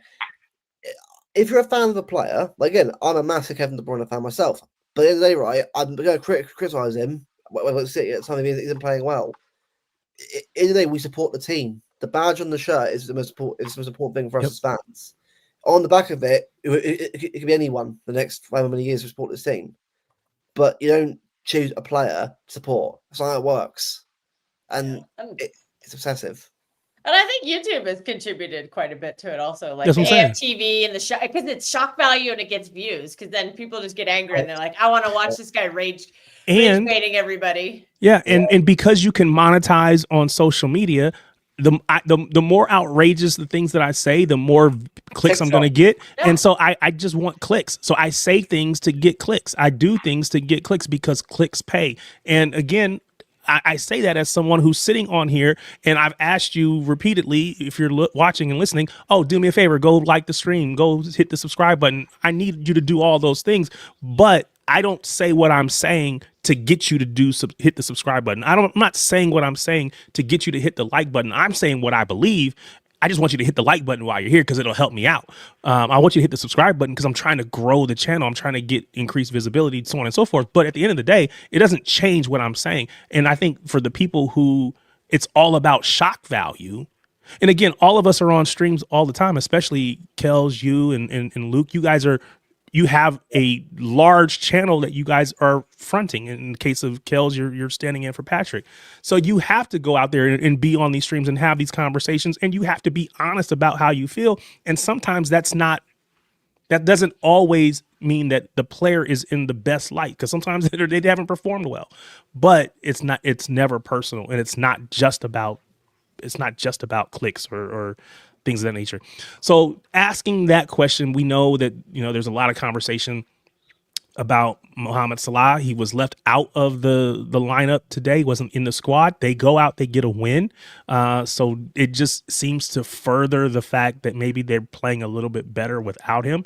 But my question for you guys, does it change? Because I know when KDB was coming to the end of his time, he wanted to stay. He wanted the contract extension.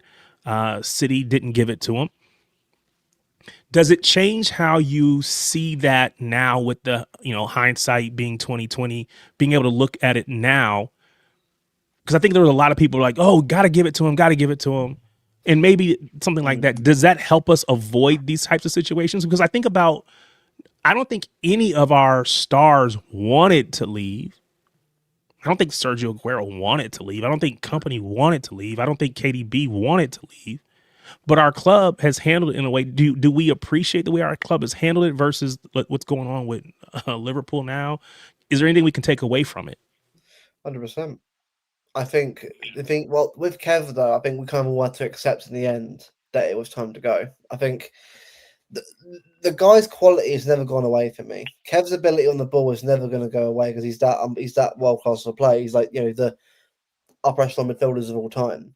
The problem is that the legs in the Premier League is very important. Physicality in the Premier League is massively important, and he had that physicality for a good 10-something years at the high level because he was able to carry himself against Kante, against the likes of midfielder like Pogba when he was here as well, able to guide himself in the big games against obviously Valverde and Modric obviously and Cruz in the big games. But obviously, if you've seen recently with injuries, when you get the injuries and they start mounting up, eventually the legs will start to go with it.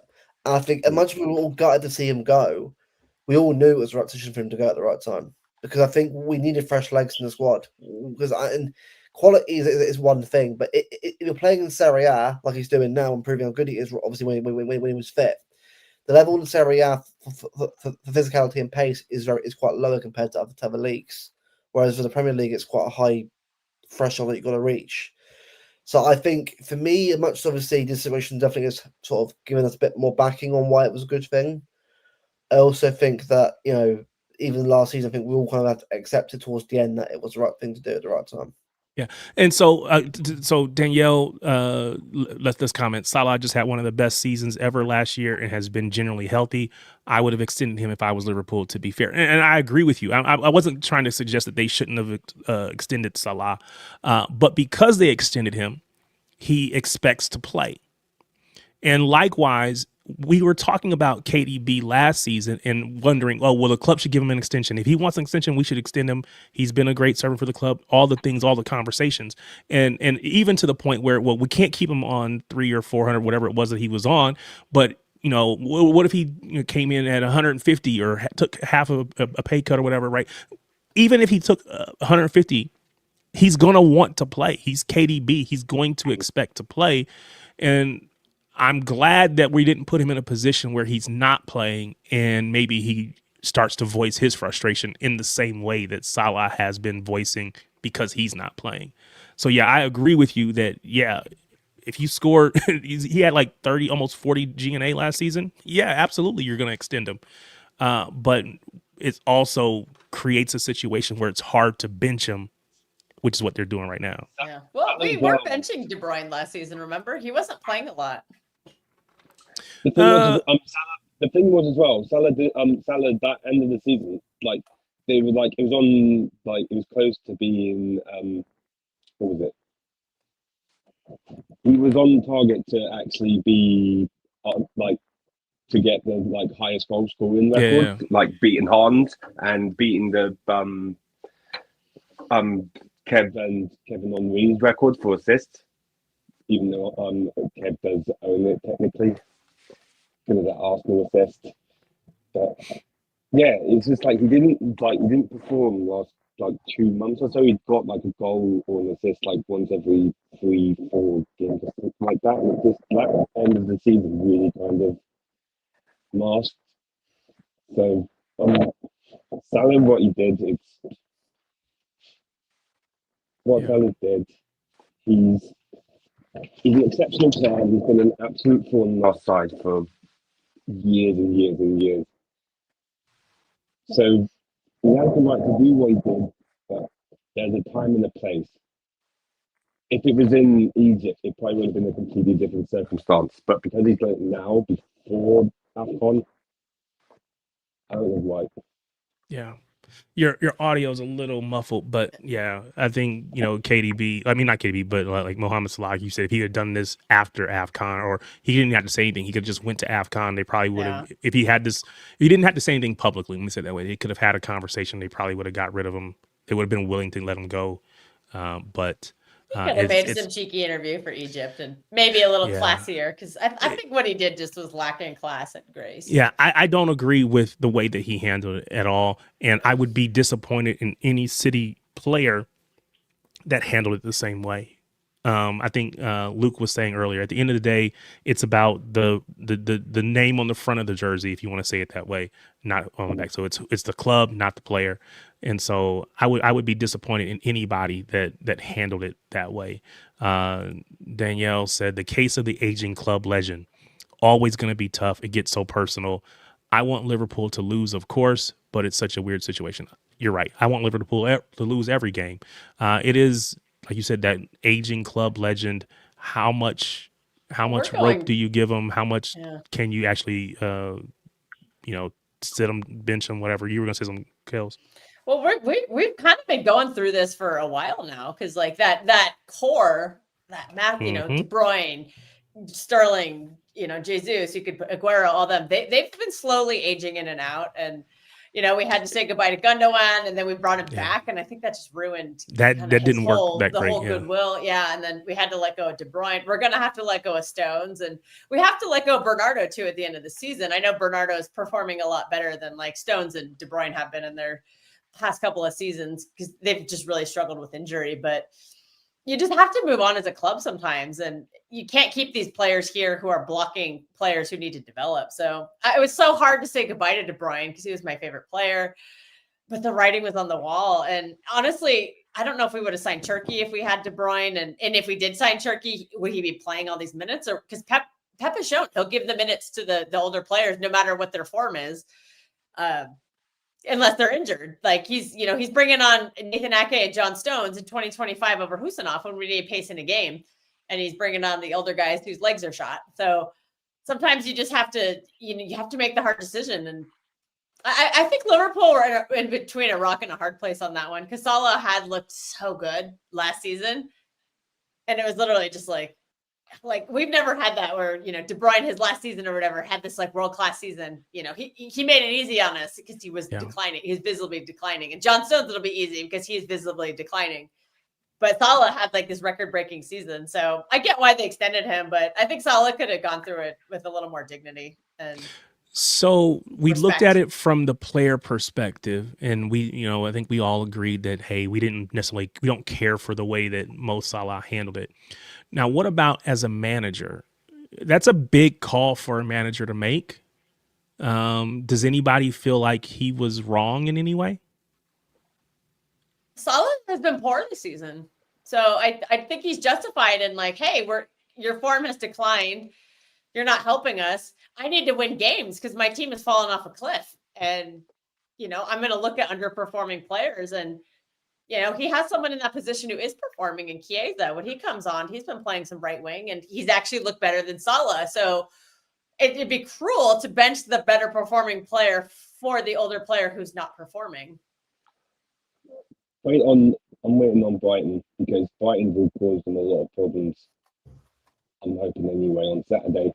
And the way they played against Inter tonight, I wasn't that impressed with them. So it's yeah. The cat has joined us. Yeah, like they didn't exactly turn it up, so to speak, against Inter tonight. I know Inter are quite a difficult team, but I thought Liverpool would be a lot better than they actually were, and they needed a really dodgy penalty to win. So see how the reaction is on Saturday and see how Brighton perform. And yeah. Cool. So it made me think about when Pep first came to the club, and he made a big call that was not popular by any stretch of imagination when he told Joe Hart, "You're not going to be my keeper." There were a lot of people upset by that, frustrated by that. Now we know Pep is Pep. So people get over it. But I think in the moment, there were a lot of people that were upset. And then when you bring in Claudio Bravo and he doesn't perform that first year, it was like, wait, what have we done? Because I think a lot of people saw and still see Joe Hart as a club legend. But it was a big call by Pep. Pep had the cachet and just kind of the built up, what is the word I'm looking for? Reputation. Yeah, his reputation. He had made enough decisions. He had done enough things. He had done enough winning. He was able to get away with it, which is hard to say because Slot just won them a league last season. So you feel like he should have built up enough goodwill that you just let him do what he's doing because hey, he just won us a league. But when you've got and I think maybe Louis, you said this earlier, potentially their best ever player in Mo Salah, and then you got a manager who just won you the league on the other hand, and it appears that they're at odds and butting heads. People take sides, and that's the unfortunate part. Well, it's unfortunate for Liverpool as a City fan. You know, I'm for all the dysfunction that they can have. I'll take it, but it is just interesting how that whole situation has kind of played itself out. So I'm too used to. I don't know what it's like in American sports, but I'm so used to, because I'm into Formula One. I'm so used to drivers constantly speaking before and after practice, before and after qualifying, and like before and after the race. So they're constantly talking to the media every single day for like 3 days straight. So, yeah, in America, usually like for football and baseball, they'll go in the reporters will go into the locker room after the game and interview players. Yeah, it's usually not it's a lot of times more the captains, but you'll get, if someone had a good game, they'll get interviewed, but that kind of stuff. It's just, yeah, you must be happy about Lando. Hello. So Lando. He won the Formula One title. Lewis. I was saying I figured he's a Formula One driver, but I just wasn't sure because I'm not familiar with Formula One, to be honest. Did they just have a race in Vegas? Title. Was that just did they just have a race in Vegas not too long ago? That's one of them, yeah. Yeah. 3 weeks ago, yeah. My brother-in-law, he spends a lot of time in Vegas. Should basically just have a second house there, but I think he was there during that race. I don't know he was there for the race necessarily, but he was there during that time. So they always. I do like it's cheaper to fly to another part of the world and watch a game than it is to go to Vegas. It's like $3,000 or $4,000 for the weekend in Vegas. And wow. I have my two best friends are obsessed with Formula One. I don't. I catch little tidbits here and there from them, but my best friend's obsessed with Piastri, so she's super upset that Lando got it instead of Piastri, and he bottled it. He was winning most of the league. Or most of this, I don't know the details, but we went to a race last year. We went to the Baku race. It was cheaper for us to fly to Azerbaijan and do the race there than it would have been to go to one of the United States. The Baku race. That's why I called Baku. That's why I called Baku, because the Baku race. Yeah, it was. Yeah, it's always something that. Yeah, there's something that. $600 or $700 for the weekend. It wasn't that bad. That's actually really good. That's funny because like. Here in the States, of course, college football is college American football. It's the playoffs were announced and all the different matches and games that are going to be set up. And so I'm a fan of University of Miami, the Hurricanes. Big ups to Miami Snoopy if he's still in the chat or not. But when you talk about going to games, it's like $500 for the ticket. Then you got to fly to wherever it is. It's just crazy. It's like I could literally go to England and go to the UK and watch a City game for basically the same price. It's like that's insane. Doesn't make any sense. They're charging $100 for preseason tickets here. Like, tickets here are ridiculous. And that's like with the World Cup. Those matches are going to be ridiculous. So it's like, again, I might as well just go back over and go to the Etihad and watch the team that I really, really care about do that. But all right, so let's talk. Henry, you're right. World Cup tickets are ridiculous. Dylan said there's too many sports in America to get involved with cars. You know, to each his own. To each they his like own. they like NASCAR here. That's the one everybody like. I don't know. Like, Indy 500. I don't know what that is. Yeah. I have a friend who likes it, but I'm like, World Cup gonna look so good from the living room. So let's talk about the World Cup for a moment. So it was announced the other day, like yesterday or today, that they're gonna have 3-minute hydration breaks, scheduled hydration breaks, in both halves of every single match, regardless of temperature, regardless of anything. It's gonna be every match. Hydration breaks in each half, 3 minutes long. That sounds very much like a commercial break to me. oh yeah. Why don't we just call a spade a spade? This is not about hydration. You know, you can use as an example or as an excuse, but the reality is FIFA has come to America and decided that they are going to put in commercial breaks. So they're going to try and put like the next they're going to put in the main Doomsday trailer in a World Cup game or something. Possibly. And so again, if we're going to have commercial breaks in the World Cup, why not sell it like it is the especially if you go to like the final, if you go to the final, why not treat it like it's the Super Bowl? Yeah. So Dylan says 4 quarters, halftime show. Yeah, that's exactly what it is. So this is my frustration. I have heard about a halftime show for the final. Yeah. So this is my frustration. It feels like just another quote unquote Americanization. I don't know if a better word, Americanization of the game. And it is so frustrating to me because I feel like as an American, we take everything and we feel like we know better. And we try to commercialize and monetize everything. So you can't have a game over here if we can't, sell commercials, sell ads, so we can make all this money, so we can say, oh, it was the biggest, it was the greatest, it was so wonderful. But it's changing the game. Does anybody think that this is the last time we'll see this? Or is this the first time we'll see it and it's going to expand? They were doing it in they were doing the water breaks in Qatar as well. Sure, but were they, and maybe I just don't remember, right? So I'll give you that. Were they guaranteed? Were they in every match? Was it like based on the weather, based on the temperature? And again, in Qatar, it's always hot, so I understand it.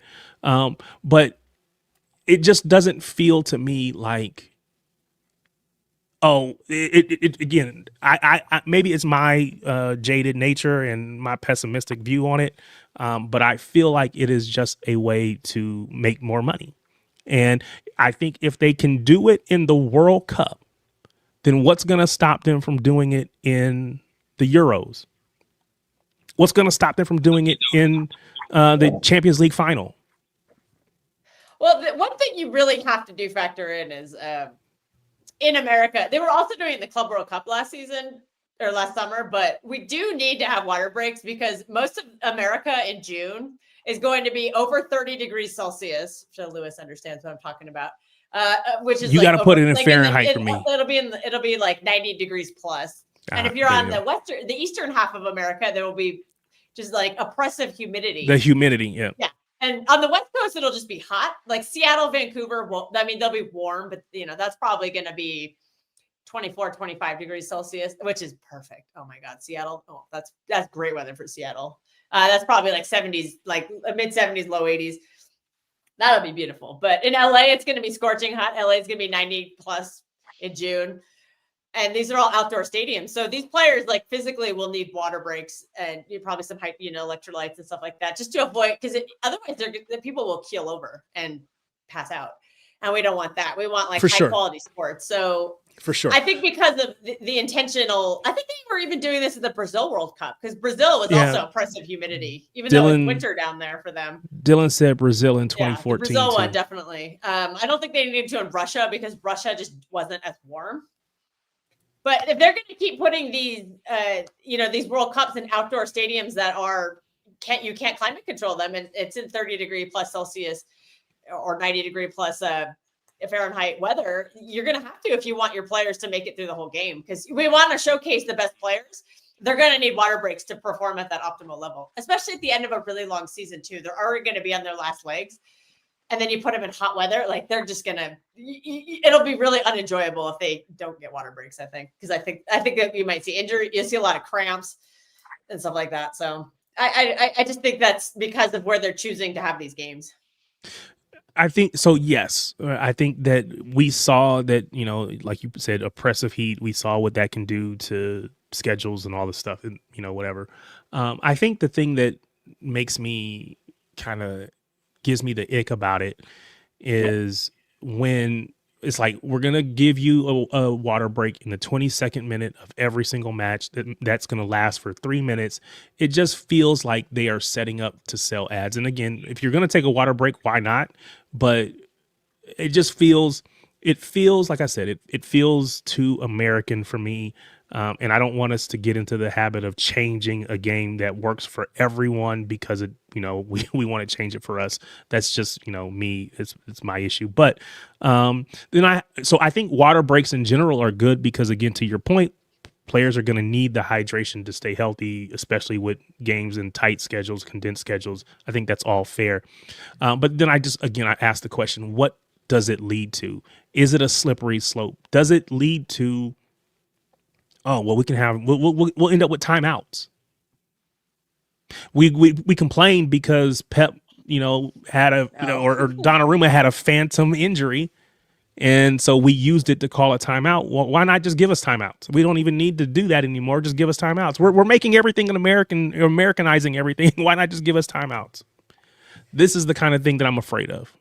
That slippery slope. To be fair, I think whenever they've had water breaks, they don't like cut to a commercial. But what they do is they'll just take the screen and they'll make the pitch like half the screen, and then the other half of the screen is an ad. But you can still see what's happening in the game. Like you can see them kind of having their little meetings and stuff and the discussion. So you're not like technically leaving the game, but I mean, it's still it's just like, oh, yeah, more ads. But to be fair, everything in life is an ad now. They're putting ads in cars. When you pay for a car, you have to get a subscription for something. It's either a subscription or they'll show you ads on something you already paid for. Like, I guess now that you mention it, maybe we're talking about football, right? Where they literally are a walking billboard for some organization. In our case, it's Etihad Airlines. We're a walking billboard for them as soon as you put the kit on. So I guess to a certain extent, you're probably right that, you know, everything is commercialized, everything is an ad or whatever. Again, we're trying to monetize everything.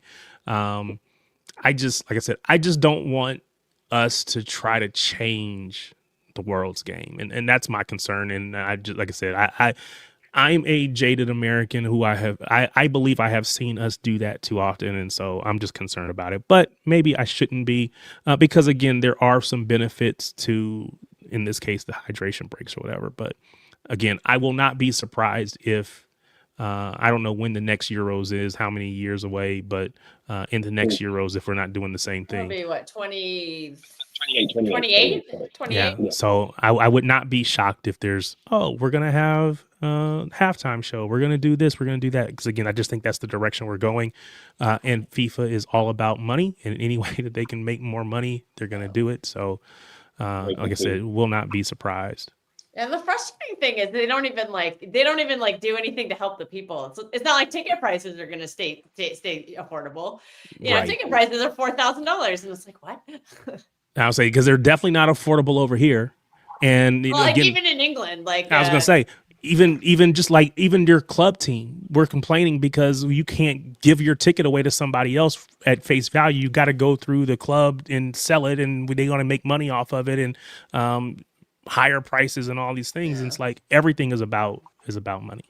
Well, there's a lot of American influence. It's American owners, because that's the thing. Premier League team are owned by American owners, and so they see it just as a commodity. It's for them. It's venture capital. It's, you know, you don't invest that kind of money and not expect to make a profit. Like, you don't just want your investment back. You want to make a profit. More, and you want it to be a dividend cash cow for you. And the only way to do that is to price gouge everyone. And that's because, again, you don't have local owners who really care about the club the way that a local owner would. Or, you know, people who have, you know, like, again, I don't think that, I'm sure that the sheikhs and all those people want to make money. I'm sure they do, but they understand the sport and the need to win and all that. But again, let me get off my soapbox. At least they know that when they invest money into our club and we get better, that's going to mean we win a lot of trophies, and then that's how we make money. But what annoys me is how they're just screwing the locals over by raising the ticket prices. There's a definite disconnect between billionaires don't know how expensive like 60 quid is for a game, because that's they make that every millisecond or whatever. Yeah, exactly. It's like, so they don't realize that you have to choose between going to a game or having food on your table, and a lot of people are going to pick the food on their table. They're not going to pick the game, and that's why the atmosphere has been kind of bad this season, from what I can ascertain. I've been doing all the watch-alongs for the game, so I can't actually listen to the audio, or else I don't want to risk copyright. So I haven't heard in the atmospheres, but I've heard a lot of bad things about it. I've heard it's not good this year. Yeah. All right. So we talked a little bit about, and we're going to get off here in a little bit, but FA Cup. The draw happened this week. City were drawn at home against Exeter City. I think that match happens on January the 10th. Exeter is currently, I had to look it up because I wasn't sure. Does anybody know what league they're in? I think they're in League One, but I don't even know. Yeah, they're in League One. They're 20th out of 24 teams. They're 20th place in League One, which puts them a solid 62 spots below Man City. This is the kind of match that Pep should go in and say, "Oh, we're going to rotate 10 people, not the other match. This is a rotate 10." Yeah, facts. This could be a game we play Rodri in just to get him some match fitness, assuming he's ready to go by then. Yeah, just to give some minutes in his legs. Yeah, like even if he's had games before that might be a game you stretch him out to 90 in. But I know those can be very like physical games too. But we're at the Etihad, so I think they're just going to come in defeated. I think they're going to try to, I think they'll walk into this game knowing they have no chance. Lucas, Trafford. Lucas should play. Yeah, Trafford definitely is going to be in goal. Probably play as well. It wouldn't surprise me to see someone like Finley Gorman probably make his debut. Is it Finley Gorman as well? Well, what is he? 17, 16? No, he's pretty young. Floyd Samba is another one as well. That's obviously being. See the Heskey brothers, perhaps one of them or both of them. There was a name that was Sangare. He will play. Oh, if he's still with the club, I'm actually interested how he might go on. He might go on loan. Yeah, but if he's still there, like we played Divine Mbeumo last season when we had. He's doing well at Stoke right now. Yeah, he's Stoke right now in the Championship right now. Is he doing good?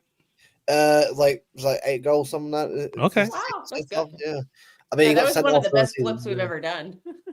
We buy him for $1 million and we sold him for like 10 million. Wow. Well, he's on loan at Stoke right now, but I can see us selling him. Oh, he's on loan. Yeah, but it'll be sold something like Burnley probably for a good amount of money anyway. So he's doing a right in Championship, but he's not a level striker anyway. But. There is a name. What is this guy's name? Academy kid, Harrison something. Harrison Miles. Yeah, tell me about him. He was in training yesterday. I was going to say he was in training. Well, funny enough, obviously, Kelpstone's obviously where I'm from. Harrison Miles originally came from Southampton's academy and went to City's one, so I do know a little bit about him myself. Okay, he actually is a very good player. He's very highly rated by a lot of people. Obviously, who do look that Rising Ballers Twitter account. I know a little bit as well, so I can see why Pep likes him. Definitely, that's for sure. So I'm going to say it. I can see it being more of a case of off the bench probably against someone like Exeter. Got to remember, right? FA Cup, I imagine we're taking seriously because again, last 2 finals we've lost. We're to win this FA Cup. We can't lose 3 consistent or 4 consistent. 3rd time's a charm. Yeah, got to win this time. You can't lose to Palace and lose United back to back, and then lose again the 3rd time round. But this is a game where you give these kids a chance for sure. Yeah. And Dylan says maybe Savinho can score a goal. Hopefully, if he can. Oh, and then Pep will call it the greatest goal in the history of the club. But you know what? I think you should play him. You got to get people in positions where they can get their confidence up.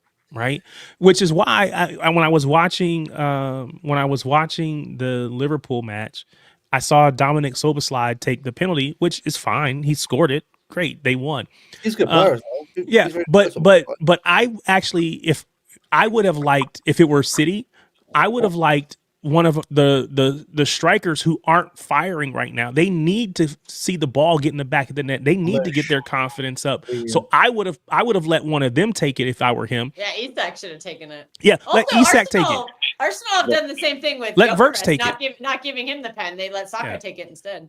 Yeah, and I've always advocated for our strikers to take those pins because I think they need to see the ball go in the back of the net. That it builds their confidence. So it was either let Haaland take it or let Julian Alvarez take it last year. It's always been Haaland so far this year, and I'm with that. In that cup final, we should have been Haaland taking it. I don't know why Haaland bottled it. He refused it. Yeah, that was. I know. Omar, look, it was a good. To be fair, it was a good penalty. It was well said by Henderson.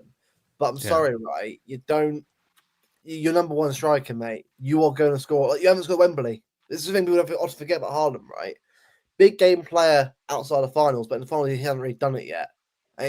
Apart from Dortmund, obviously, if you don't do what he did at Dortmund, but he's got obviously it's different, obviously, but someone like that is where in the big moments you got to step up as one of the key players in the pitch. Obviously, in a different game like a first round game, give it someone who obviously needs a goal. I think for me, I said this about someone like Savio. Savio just needs a good game of like a goal and assist from that. And trust me, like that guy, confidence up is, and like Doku, they both play at good levels. Both are to the best wingers probably in the league when they're on it, because Doku has the pace and power. Savio has the skills and the crossing ability. If both can get a form at the same time, we've got two wingers there that could definitely be one of the best in the league or parents in the league. But it's confidence. That's the thing with Savio. Yeah, definitely. Yeah, Savio will start that because he's one of our bench players, so he'll play that game for sure. Yeah, he should thrive in that match. So don't let Gvardiol near the pitch, man, because that guy needs. No, Gvardiol needs to be. There you go. No, but that's a Kuzanov. That's a Kuzanov. Yeah, Kuzanov should be playing. Who sent it back for our academy team? Who is that? Because it's Mafani. Play Mafani. Yeah. Mafani and Kuzanov, or however you say his name. Yeah, I don't know, but yeah, play him. Massively tall, dude. It should be playing those types of players. Mafani would be. But also, you said Nori's going to be at AFCON. We've also got a player at right back who's very good in the academy team, Dante Headley. Now, I know people say he's a right back player, but we're not throwing a kid at right back and telling him save our season, because we all know how that will work. He might do very well like O'Reilly did, but we can't be doing that right now. I knew he's gonna need a break at some point. Well, he'll need. So like a game like that is a great time to give him rest. Yeah. But I believe, and I said this on Shades of Blue. Maybe I'm wrong. People may not agree with me, but I believe that at this point, Núñez is our best option at right back in this team. I don't care about Kuzanov or whatever. I think Núñez is our best complete option, and we should just ride that out for the rest of the season. Now, I'm not saying he's going to be the person for next season, because maybe we get a Tino Livramento or somebody like that. But for right now, I am perfectly fine with rolling him out there. Now, again, he needs to get rest. We need to be able to, give him some downtime, but I have no issue with letting him play and being our number one right back. All right. So, question here: how good were Leverkusen against you lot, or was the defeat down to you rotating so much? My Newcastle play them away tomorrow. Both. I'd say. Yeah. Leverkusen for me under Flecken. The keeper. Don't get me started on that guy. The keeper is always like world class against us. I hate that guy. He's only world class against City. He gets slapped. He'll probably you guys can slap him tomorrow, Newcastle. But appreciate you being here. Slap him. Appreciate your question and your comment, Foxy. Appreciate you. But yeah, I think if we don't rotate, like it was 10 changes. If we don't rotate that in that way, I think we win that match. But again, it would have been difficult just because Flecken was standing on his head, to use a phrase, right? He was great. Yeah, well, I also is what I mean. Look, the thing is, it seemed to put out there it wasn't a bad team either. It's just that it's the fact that it was rotated in a game that we had to win. Because I think that's the thing. If we had already qualified through, I wouldn't have cared at all. But it's the fact that it's a game before you're playing Madrid. If we had won against Leverkusen, I'd be like, yo, what? Even if we lose to Madrid, I'm all right. Because at least that way we got that buffer of points where we're still like top 3 anyway. I just feel like with Leverkusen 13 game, points. exactly. It feels like for me, right? Like that game was purely just like Pep sabotaged himself in a way we shouldn't have done. I'm not saying like obviously we have like Mamouche playing, we probably should have. But again, he hasn't played very much game at all, was he? Really? He played many minutes at all. He got no service either. None. No, I think Mamouche and no Shaki, no Foden. So okay, so who's passing the ball then? No one. Yeah, and I think I was trying to remember who was. Oh, Oscar Bob. They showed Yeah. they had a clip. A compilation. Yeah, it was a compilation of where he just was not passing him the ball. It's just like we got to be better. On Bob, and instead it was showing all the runs Marmouche was making. He was making every single run, and nobody gave him the ball. Yeah, I felt bad for the guy. He was doing his job, and nobody. That is true, Henry. That is true. To be fair, Delph, to be fair, he was a simple player, as in he knew what he had to do and he did it. He wasn't like a special, like unbelievable footballer, Delph, but he did his job very, very, very well. I mean, I would say at times though with Delph, it was exposed, especially in the Champions League games against Tottenham when Son just got him every time. I think that's the thing with Delph. Like he's good for us in that moment where we were as a team, but you need a good defensive player playing on either side. In the long run. Delph was that guy he's a willing runner. He's going to work really hard. He wasn't, there's a phrase and I'll probably get it wrong, but he's a piano carrier, not a piano player. Exactly. He carries it to the concert. Yeah, and then you carry it in, and then you let somebody else sit down and twinkle the keys and do their thing. That's not your ministry. You go over there, you bring it in, you help us in, you use your physical strength to get it in there, but then we let somebody else play it. So yeah. I think the Nunes thing will work until it doesn't, because it worked and then it didn't. Good player, man. So yeah, I think it'll be fine for this season, but in the summer I would look for somebody more established.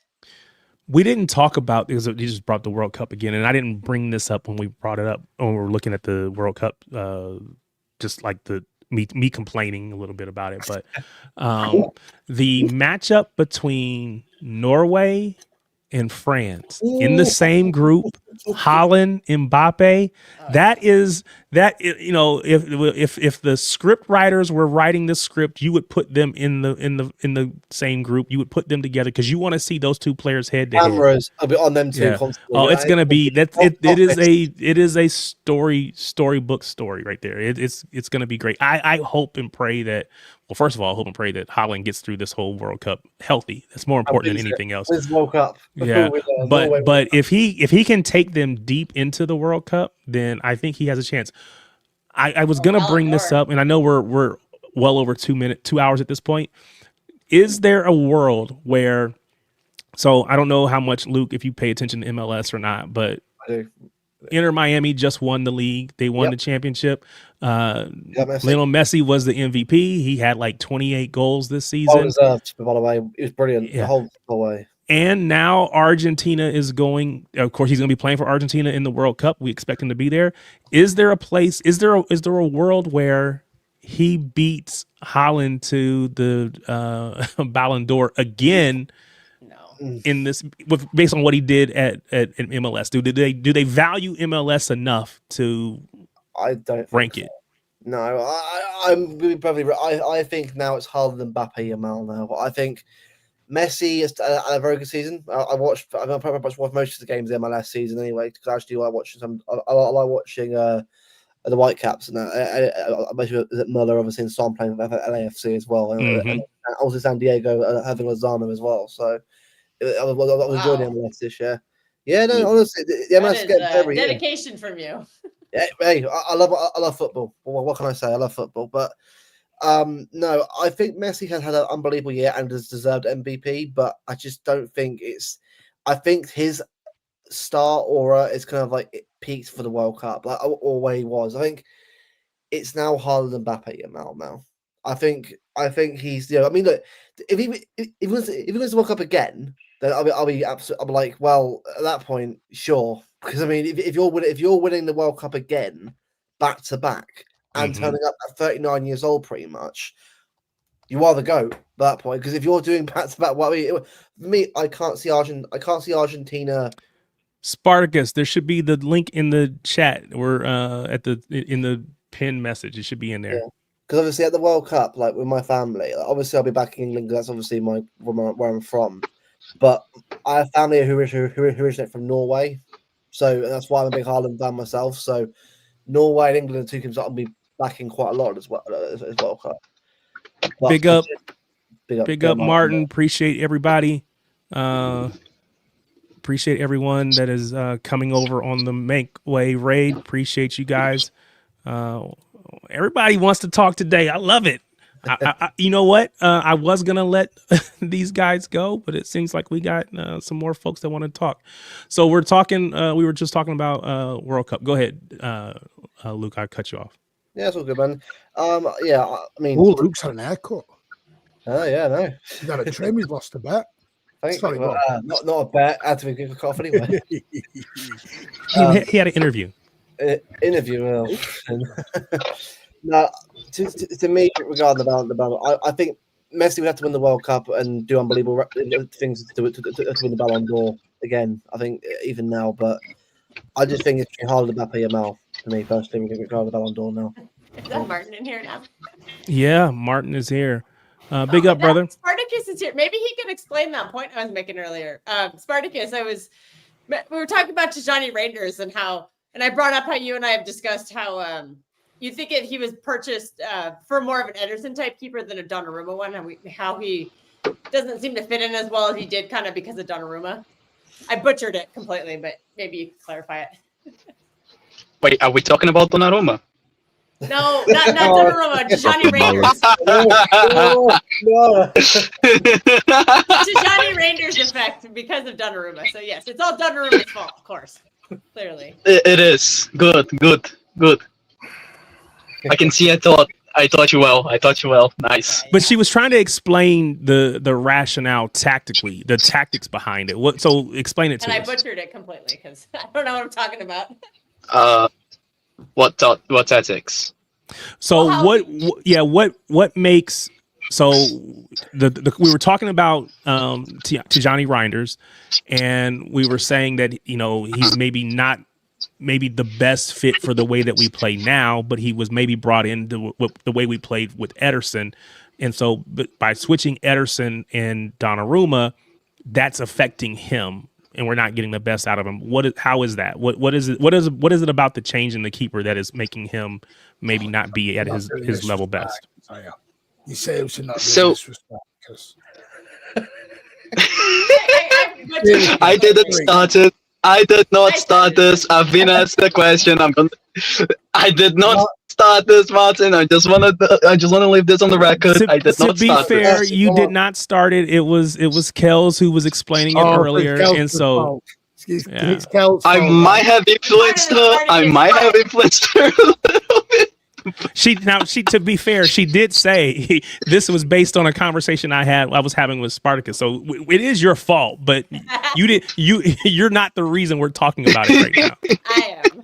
This is going to be a 20-minute slag Donnarumma session now, so I'll sit back. No, we can't. We're not going to slag the players because we had a Johnny Rangers conversation. Yeah, we had a big conversation over here about how fans are impacting the players, and I used the Mohamed Salah situation because I think that's a lot of driven by the fans. So over here, we are not going to crucify and criticize the players. I mean, we're going to criticize when they're poor, but we're not going to go over the top with it. But go ahead, we're not going to slag off Donnarumma. We're just going to tell us what's he wearing. Wearing a vest? What the hell is he wearing? That's the biggest question there. I was playing football right now. No, I was playing football right now. 50 degrees there. What? She just playing a bib. Yeah, actually, yeah. It's a lot more cost efficient, mate. He said it was hot.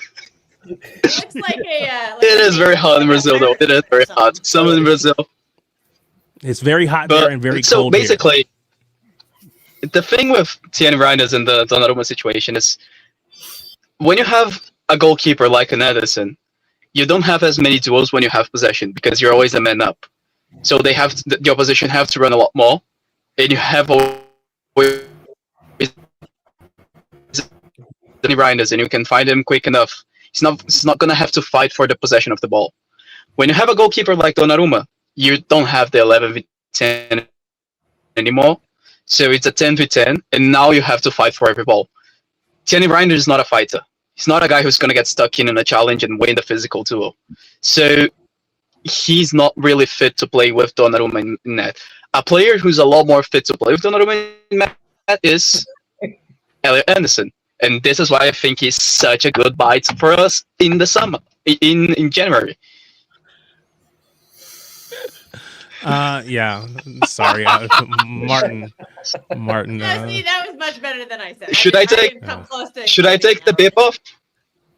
Should I take the bib off? I was gonna say, don't. Look, I just started the channel. I just started this thing. Don't get me banned already.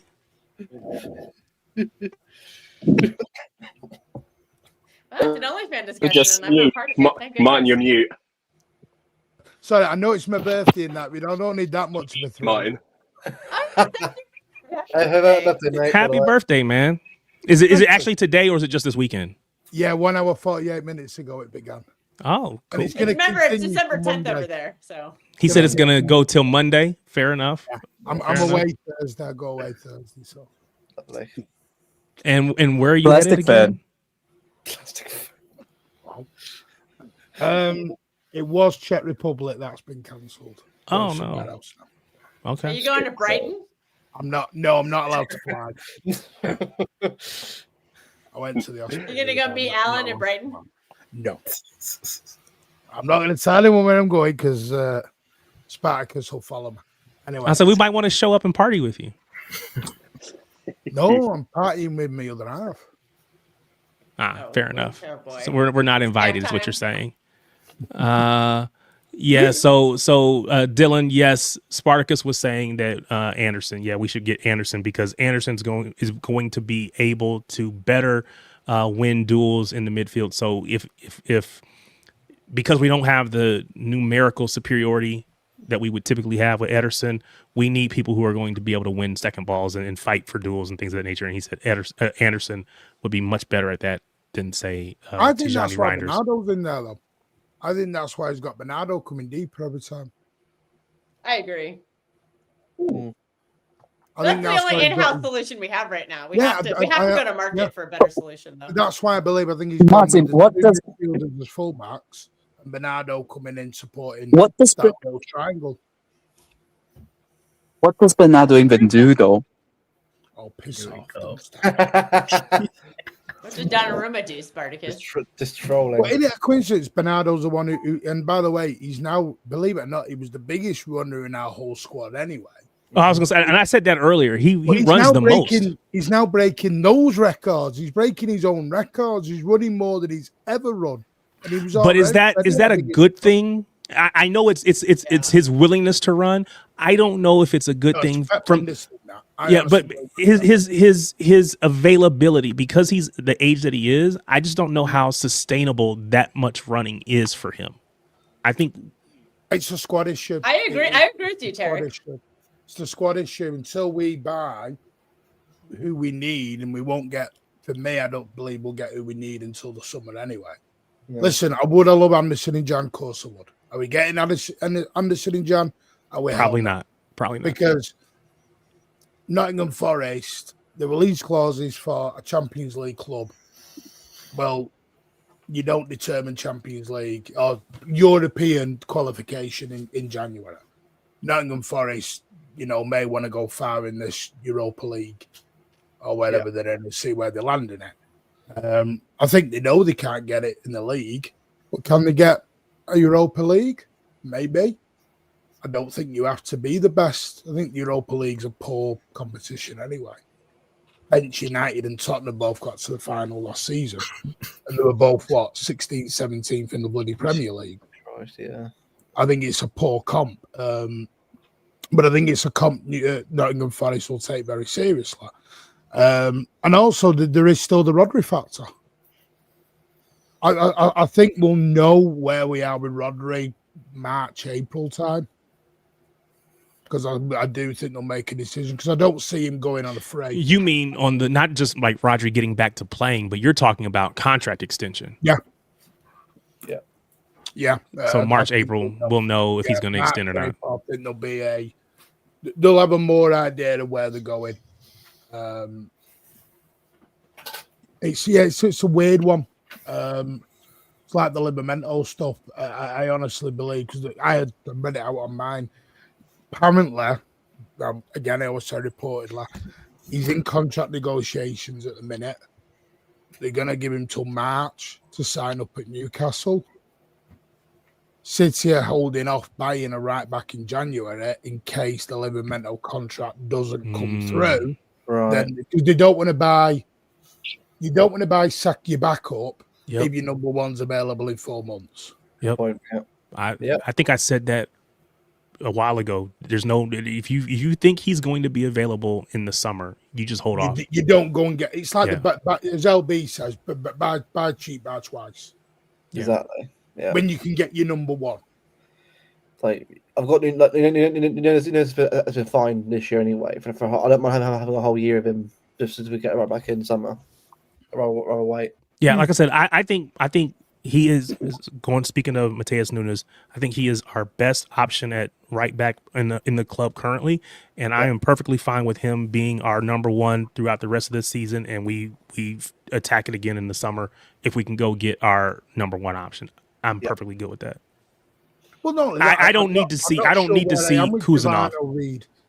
So let's be honest. I'm not going to lie. I mean, this is maybe my ignorance to European football. Didn't know who Giovanna Reid was 6 months ago. I mean, to be fair, nobody. So I'm not going to start, saying, "Oh, I want him a 19-year-old as my right back," which is fine. I think it's the right profile as well, because someone talking about Kushner potentially tomorrow night at right back, which is fine. No problem with that. The problem with Kushner is right back. It means you're going to have to play Savinio in front. Yeah. Yeah, my issue with our Kuzanov does not want. We all know that. My issue with Kuzanov at right back tomorrow specifically would be because he hasn't been playing consistently. Period. So to throw him out there with no real game time, that's a recipe for a disaster in my opinion. And I don't think that he is. I don't think that he is that much better defensively. I don't think he's that much better defensively than what Nunes can be. I think Nunes is just as physical. I think he's just as fast. He's not as. I mean, he's definitely more defensive. You can't go forward, and that's the problem. Why? But I don't think the drop off defensively is enough that I have to have Kuzanov in that match. I think Nunes can play and hold his own in those matchups. I think he can do that. Do you think he's up against tomorrow? Do you think he's gonna? Who plays right wing? He plays left wing generally now for Madrid. They kind of play a 4-4-2, right? So let me go back. I'll pull it back up and we can take. I don't know who's actually been playing left wing for them because they're all falling out over there. It was Bellingham playing at one point. Then it was Vinicius Junior playing a striker. Wasn't it? Mbappe playing a striker. It's Goulet. They're mixing up a lot right now. Madrid. I heard it's every game he's changing too right now. Well, this is the thing. Let's just assume that Mbappe's playing tomorrow. I'm not believing this injury thing until it actually is confirmed he's not playing tomorrow because Madrid and their tactics. No, I'm not interested in believing in that stuff. So that's what FOTMob is saying. They predict him in a 4-4-2, Bellingham on the left, Vinicius and Mbappe as the two up top. Oh, they got Brahim Diaz playing. You do, yeah. Anguilla. Mate, this is such a shit team. Horrendous. It's so bad. Jesus. So you think that's a bad Real Madrid team, Spartacus? I think that's horrible. They're dry. So are we going to smash them tomorrow, Spartacus? Is that what you're saying? So yeah, based on what 21 should do a job. Wow, that is so we had the conversation about this match, right? And we think that we should go in, especially with the number of people that they're missing. Now, we saw the comment in the tweet about Mbappe not being available. We didn't believe it. Maybe those of you that came over from a Mank way feel different, but we didn't believe it over here. We think it's just a bunch of mind games or whatever.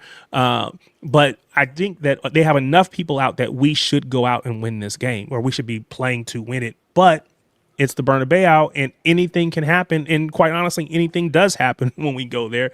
So that's the thing that I think has us a little nervous. You know, the thing with the Bernabeu, it's a psychological leveler. Yeah. Because it can get in your head. I was joking with Briggsy and Hunger were going over, by the way, and I was joking with him about that Madrid anthem. But you do. I mean, I've only been once, in the amount of time we've been in it. You come back with it. I mean, nightmares of that Madrid anthem in your head. So let me ask this question: if it's that intimidating, if it's that intimidating. Are you nervous about Nico O'Reilly, the kid at left back? No. Not if he's up against Brahim Diaz, no. This is the thing. The only person in this side that actually gives me a little bit of fear is Courtois, because he's a keeper who can really keep a team on the game. He really... Battle the keepers this game, isn't it? Battle the keepers. No, I think Courtois is a class above anybody else. Yeah, he's the best keeper. I think Courtois is one of the 5 best keepers of all time. Courtois is one of the 5 best keepers of all time, in my opinion. All time? That's all time. So this guy is ridiculous. I want to know who these 5 keepers are. So tell me the top 5 keepers in your mind all time. Top 1, Neuer. No, nobody can take him out of there. I would say second one, Buffon. Yeah. Third one, mostly because of emotional attachment, Dida, the Brazilian keeper, because he played for Cruzeiro for a long time, and then he went to No, you failed already, Dida. Get in the bin. AC Milan. Dida is better than any keeper City ever had. Shut up, Oh, AC no. Is Castilla gonna shout or no? Sparkus, chill there, chill. Dida was ridiculous. Dida was mental. Chat, I need you to get in the comments and tell me who the best keepers of the world are. Donnarumma.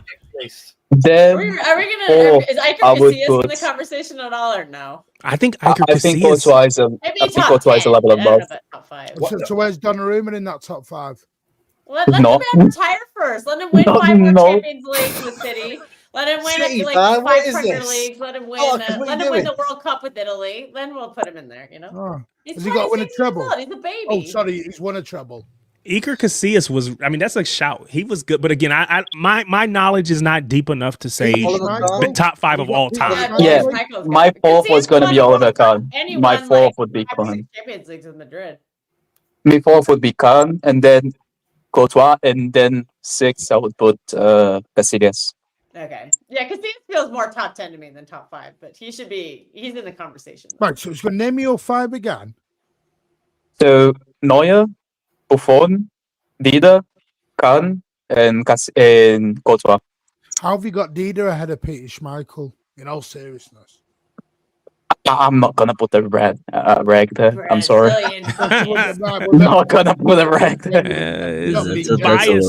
It's biased. No, Dida is 100% biased. I've said it. It's because of an emotional attachment. He's also a former City player, don't you? I do know that, but he's more known for his rag base. And his son also started his career at City. But again, Dida, I said, is not a rational pick. It's 100% irrational, and it's because of sentimental issues. So every debate you ever have about goalies is now irrational, and we've got to ignore it. No, what is his name? Chelsea keeper. Check. Peter Cech. He's probably more of a top. Courtois is a level above, I think. Courtois and Casillas are a level above. Allison? Nah. No. 15, You can't save a pen for his Top life. 10. No, for me, he's the 10th best, but not anywhere higher. I don't know. Alisson has been a What about brilliant Edison? goalkeeper. All of you. Edison is not even in the top 20. I know, I'm joking. I'll That's be a real with joke. you, right? How is Courtois levels above Donnarumma? That he's not. Come on, be real. Be real. Donnarumma actually is a very good keeper. Did you watch him for Italy in the Euros? He was brilliant. Have you watched him? This is the thing. Every time anybody talks about Donnarumma, they go back to either the Euros or last season. No, but I actually do watch him as well. He's not the shit goalkeeper. People have got this way. He's not the shitty goalkeeper, but we're talking about Courtois. Courtois did it for Chelsea. Courtois did it for Atletico Madrid. Courtois did it for Real Madrid. AC Milan, PSG. This is Courtois we're talking about. Come on, no. Disrespect, man. Disrespect.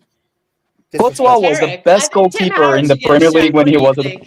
Sorry, Courtois has been the best goalkeeper when he was at the Premier League, and then he was the best goalkeeper in the La Liga, and he was the best goalkeeper in La Liga before he came to the Premier League.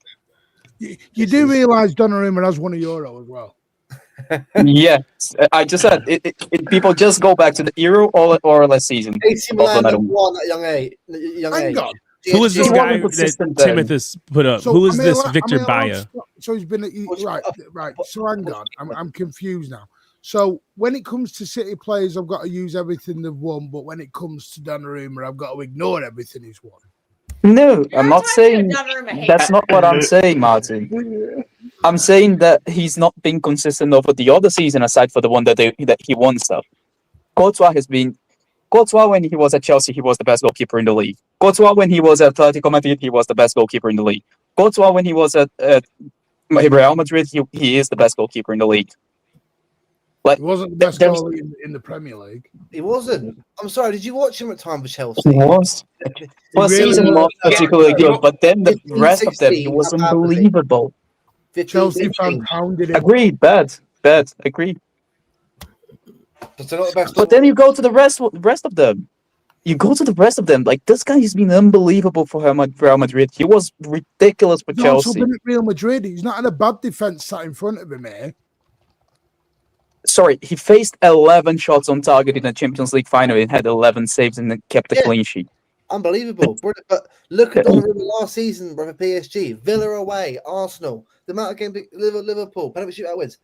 This honestly, I feel like it's a bit over the top. I'm being real. It's just my opinion. No, I just think this isn't Donnarumma's lender. This is just, I think Courtois is one of the 5 best keepers of all time. That's all there is to it. Okay, all right. Courtois is one of the 5 best goalkeepers of Let's all give him time.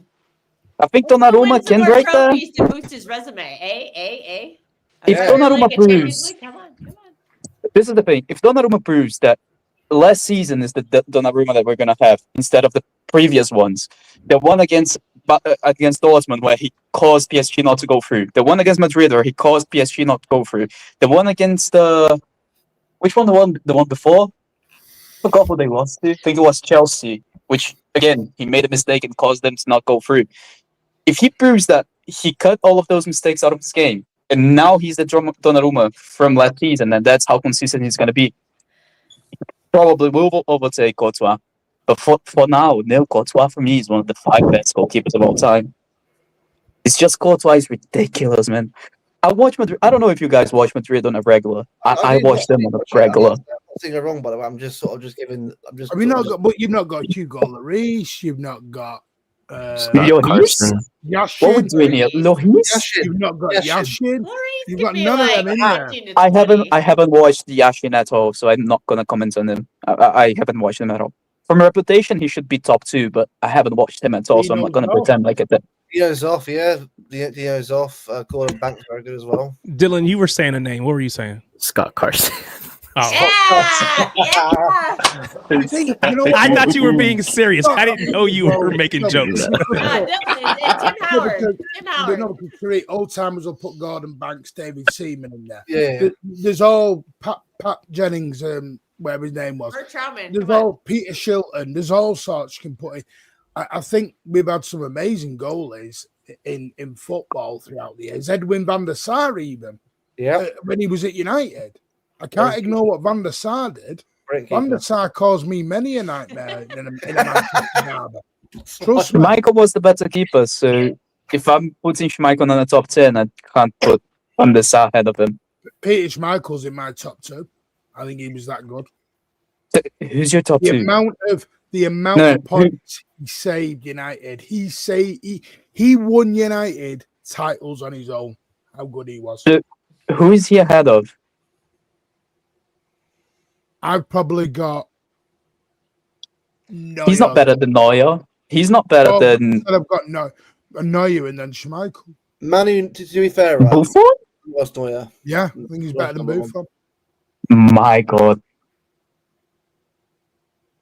I'm not kidding you. I have seen Schmeichel win. Martin, do you not just hear that silence? Do you not just hear that silence? That's How fine. stunned everyone is. But I all over Buffon because he has Louis, been. you can't deny we've seen Schmeichel win United leagues on his own. Yeah. Do you realize that Buffon is the goalkeeper with the most clean sheets of all time? But it's all not time. just clean sheets, not just statistical stuff. Yeah, but he Honestly, also was a mental goalkeeper. People used to look at Peter Schmeichel in the tunnel, shit themselves, turn around and walk back the other way. What about Buffon? Honestly, Peter Schmeichel used to scream at you if you did out wrong. And I mean scream at you, where you didn't mess around with the boy. Oliver Kahn did the same, so and you put in Oliver Kahn there as well. Because it's creamy. You know who else will take you out to the You've car not park? watched It's Scott Schmeichel Carson. invest. You're proving that. It's fine, it's your opinion. I'm more a fan of Oliver Kahn and Neuer. Casey Keller, Brad Friedel, Brad Guza. Oh my God! I'm shocked that you're putting Schmeichel ahead of Buffon. Buffon. Matt Turner. So I didn't know a lot about Schmeichel, so that's before I really started paying attention to the sport. But I do know Buffon, and so when you put him above Buffon, I actually wanted.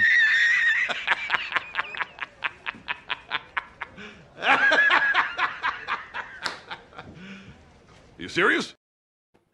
Are you serious? I love like that. I can't believe it. Are you serious? Oh, It's dude, they're just Buffon. better than Buffon. Tim Howard. He had like 18 saves against Belgium or whatever it was. I won't call you what That we was the first call time him. I watched Kevin De Bruyne play. I won't say what we call him. Call who? Tim Howard? No, tell us. I want to know. Oh no! He's called Timmy Charette. Somebody's gonna get demonetized. Oh, yeah. Yeah, I'm not. Well, let's be fair. I'm not monetized yet, so it's whatever. But Yeah. no, I mean, but no, I'm with you. Yeah. Okay. Well, yeah, he's been By open the about way, that he has listen, Tourette's. So. Spikers, it's your opinion, and you can do that all you want. That's fine. It's your opinion. But, you know, some will say Buffon, some will say Buffon's never won a Champions League. You know what I mean? But we can all chuck that one around. Peter Schmeichel. I mean, you won a World Cup, innit? World Cup is a little bit bigger than the Champions League. Well, one plays for Denmark and one plays for Italy. Come on. Well, look at this. We're hard. Still won. So let's ask ChatGPT. Can I do that? I mean, do you want me to list out Peter Schmeichel's honours compared to Buffon's? Oh boy. Oh, Martin, I can't believe we're going into this. It's Buffon. It's an opinion, bro. It's an opinion.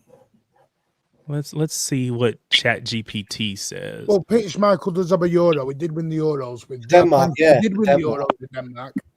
Yeah, he was so, because it was that passing back thing that he did. It was such a bad win that they had to change the rules. Who passed him back? Schmeichel didn't know no passing. He threw the ball out like it was being passed. No, it was.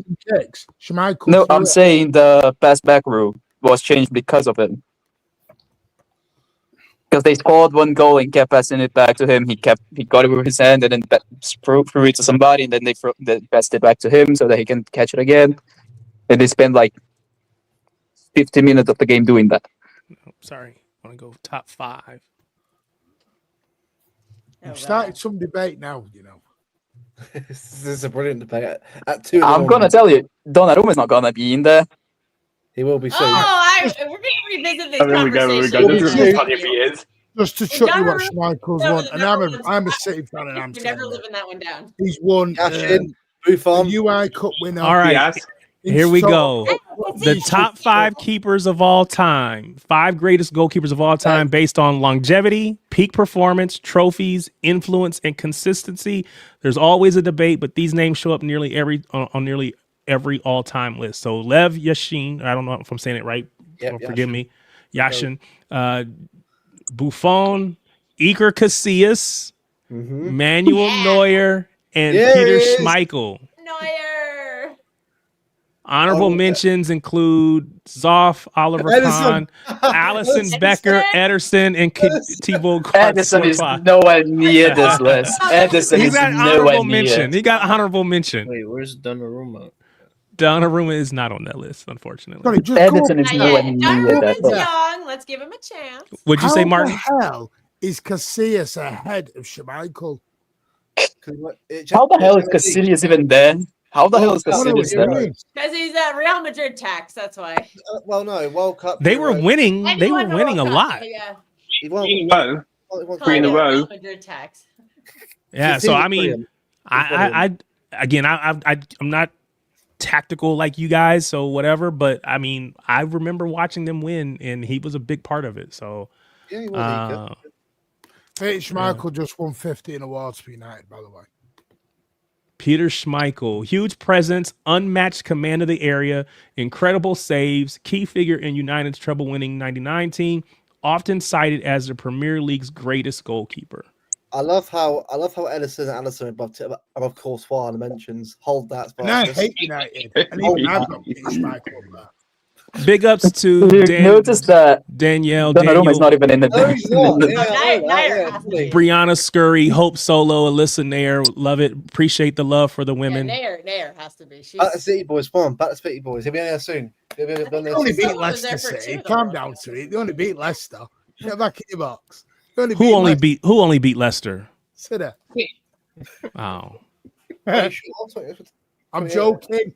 I'm bigging up the women. The women are doing great. I'm only joking. How's it- They're top of the league. They have a 7-point gap between them and 7 Chelsea. now. 6. Yeah, because Chelsea, I mean, maybe 6. Chelsea just dropped points and we won.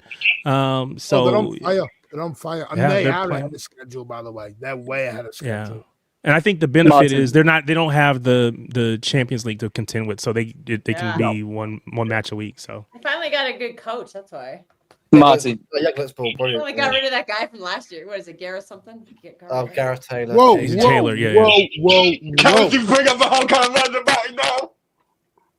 If we're going to slag off City Legends here, you leave GT alone. Only as a women's coach. We're not. Oh, he That's won all I league. know. Oh, we're commenting on. No, he didn't know. Anyone? no, I don't think they won the league with Gareth Taylor. No, they bottled it to Nick Arsenal. Cushing. Remember? Nick For Cushing. the Chelsea. Listen, They, you leave my Hold on GT for that alone. Arsenal Gareth game. Taylor. Gareth Fraud. Taylor's goal against Stoke City, always in my memories. Just to clarify something, Peter Schmeichel for me is in 7th place. But if you take the data off because it's 100% a sentimental thing, it's 6. So Get out. without the sentimentality, 6. Oh, 6. That's disgraceful. Get out of it, man. Get out of it. Disgraceful. Anyway, what's the next debate we're going to argue about? I was gonna say Rivaldo is not world class. Should we get into that one?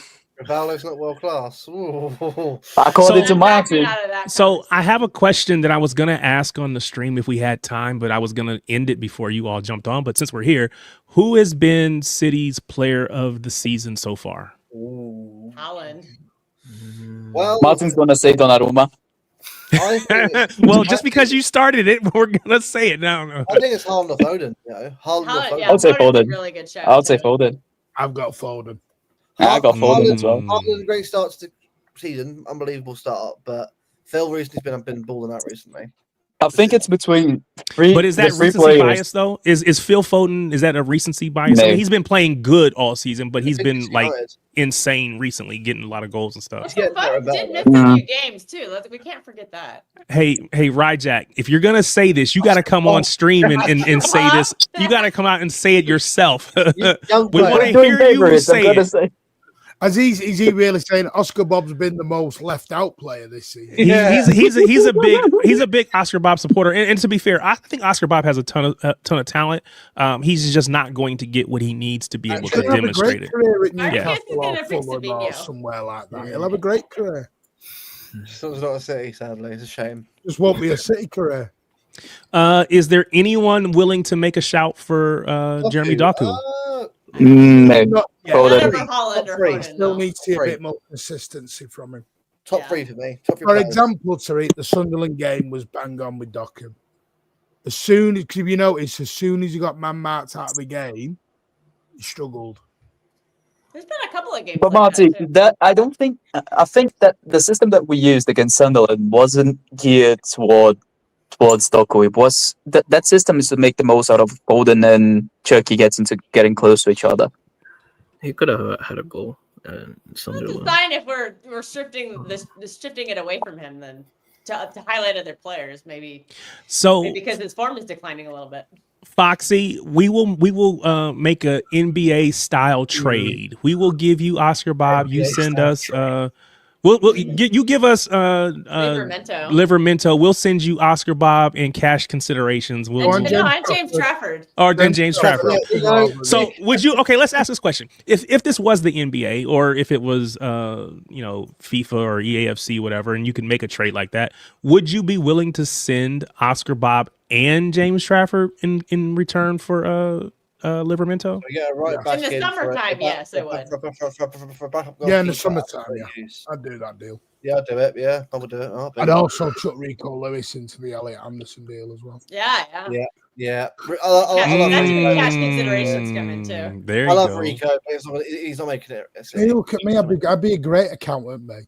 1 in, 2 out. You out.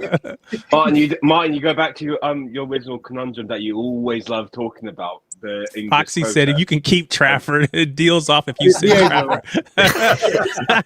That's not fair to Trafford. I think that's not fair to Trafford. And actually, you guys were going, because Foxy's a Newcastle fan. You guys were going for Trafford before we brought him in, so he could have very easily been you all's keeper. Yeah, I've still want him. I've still got interest in him. And I think it's, to be fair to Trafford, I think he's really talented. He's just not playing because, again, we have Donnarumma in front of him, regardless of what Spartacus says. So that's the only reason. So look, I'm saying, like, right now we're gonna have to change a bit of the 11 to get Donnarumma in, and some of and my criticism was always some of the transfers doesn't really make sense with Donnarumma in that. Feels like we're gearing towards something, and then an opportunity came, and we just did a 360. And now we're trying to course correct. One, like you stated earlier. Yeah. I mean, the trade deadline. Yeah, there we go. So I want to hear from you, Martin, Spartacus, whoever else. Dylan, I think you weren't on when we were having this conversation. The World Cup, they've announced they're going to have the 3-minute hydration breaks every match. Like halfway through each half. So it's going to basically break the match up into quote unquote quarters.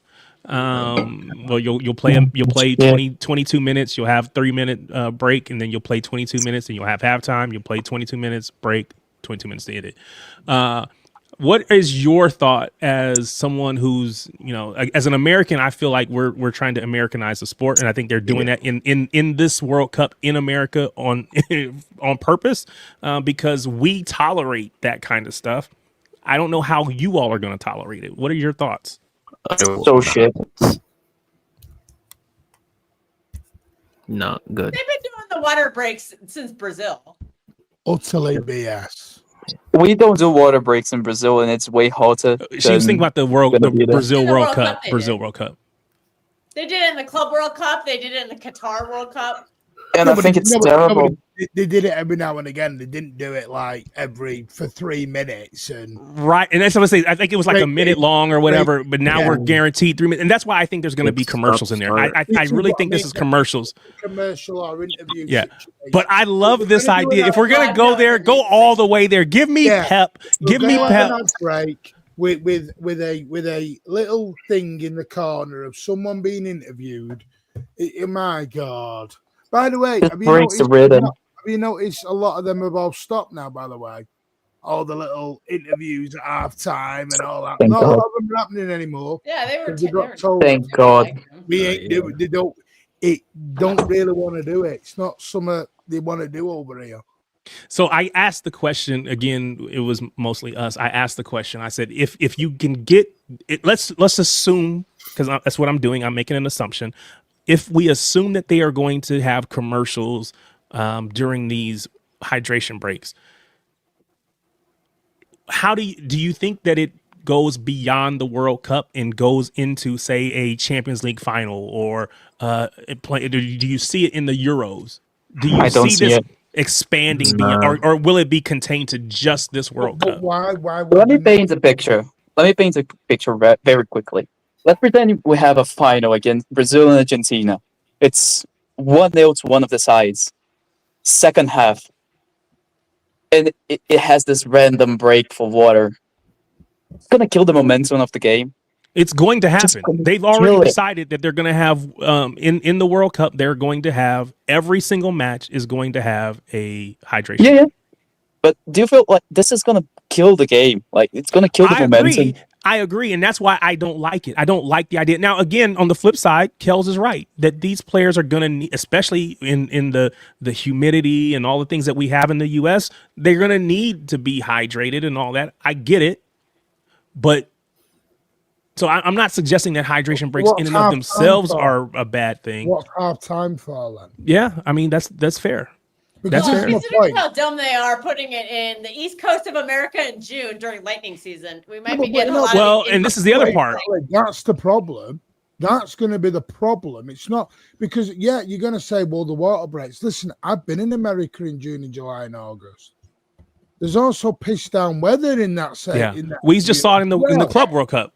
Yeah, that won't be a problem on the West Coast though. The West Coast, it'll be fine. And I'm going to be honest. Aren't some of the stadiums going to have roofs on?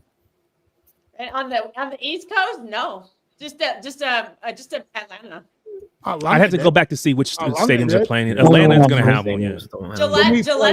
Gillette is a closed stadium or open stadium. New Jersey, that's open. Big up New Jersey. DC's open because they're doing that. Well, aren't these? Because I know Luke, who was over there, obviously. Was it Atlanta where they played in the dome? It was. Yeah, Atlanta is the dome. It was bloody freezing. Said they had the air come flying through. It was freezing. They do that, yeah. But see, the thing is, the lightning won't be a problem on the West Coast. It does not. There are no storms on the West Coast in the summer. It's strictly the West East Coast. Yeah, I agree. You do it. It'll just be a dry heat. I don't think you need 4 for 3 minutes.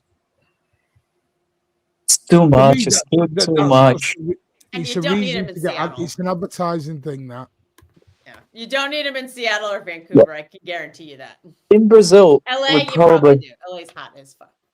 Inside Brazil here, we probably have as much heat or even actually hotter probably in some areas than the US. And we don't have heat moment. Hang on, it's not just in the US. It's the other side of the coin. They're in Canada and Mexico as well. But even in Mexico, I'm not even going to... Oh, Mexico, not even going to mention. Because, yeah, Azteca is a mile up. That's a really high stadium. Yes, we played in the Copa America and in the World Cup qualifications. We played in the highest stadiums in the world, which is in Bolivia. It's Peru, I think. It's Peru, I think. There was no water break. There was no oxygen break. There was nothing. They just played. Was the game shit? Yes, the game was horrible. Players couldn't breathe, but you don't have these things. Like they just break the rhythm of the game. It's just terrible. It's just terrible. I don't think this is gonna catch on. I really don't. So looking at this, it says that we have roofs. We know Mercedes-Benz Stadium in Atlanta.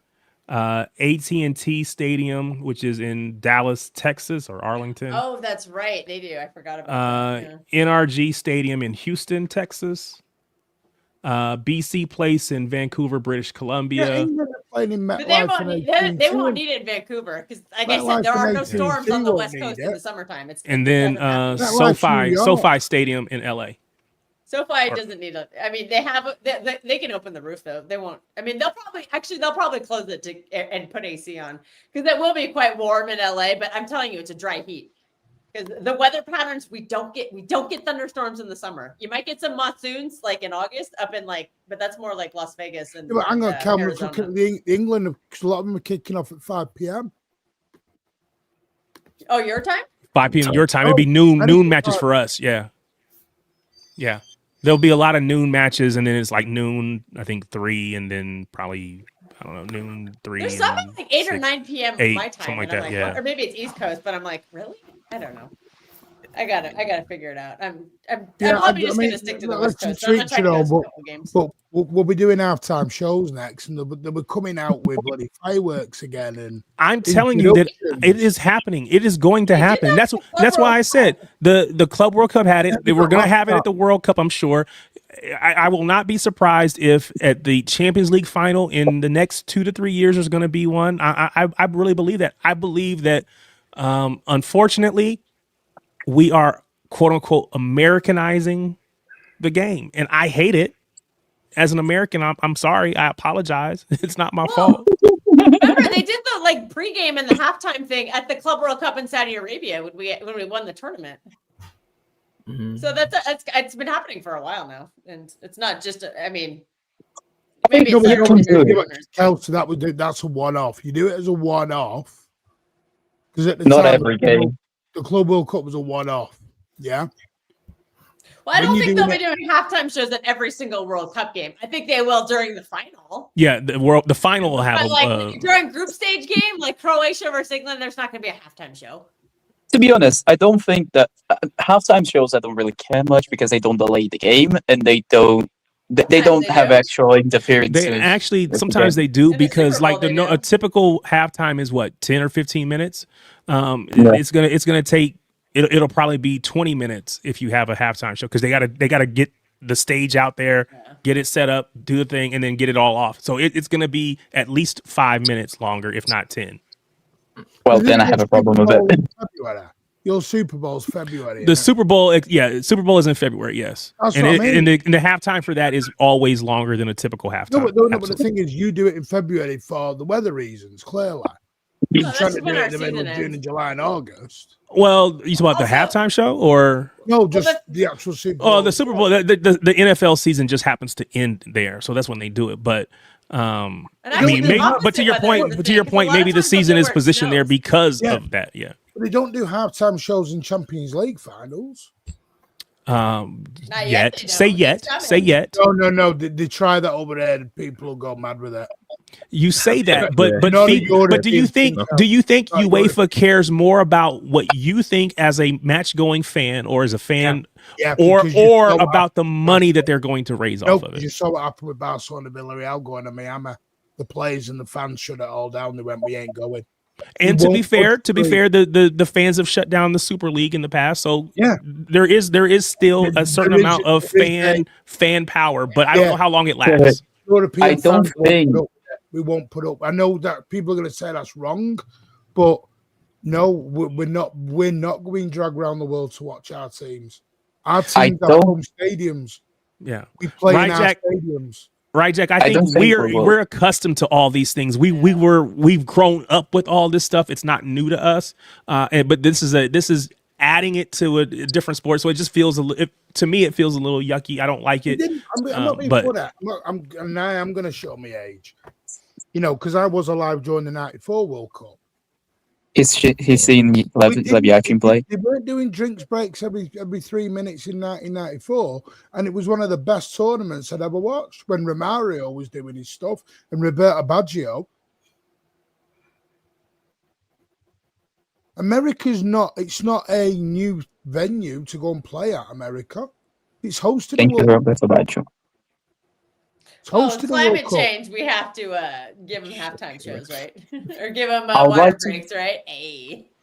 I'd like to just say a very quick thank you for Roberto Baggio for missing the penalty as well. I bet you would. Absolute pussies. I'm sorry, the players today, and then not only that, I think it will get used as a tactic. 3 minutes is a long time. Imagine if you won down. So I breaks said, so is this, my issue is the slippery slope, right? Because if you can do a 3-minute thing, well, then why not just give timeouts? Because at the end of the day, people complain about Pep. People complain about Pep having Donnarumma go down with some phantom injury. Well, you don't have that if you have timeouts. And again, I don't like it, but it feels like we're on a slippery slope towards all these things. This is the thing. I don't think you're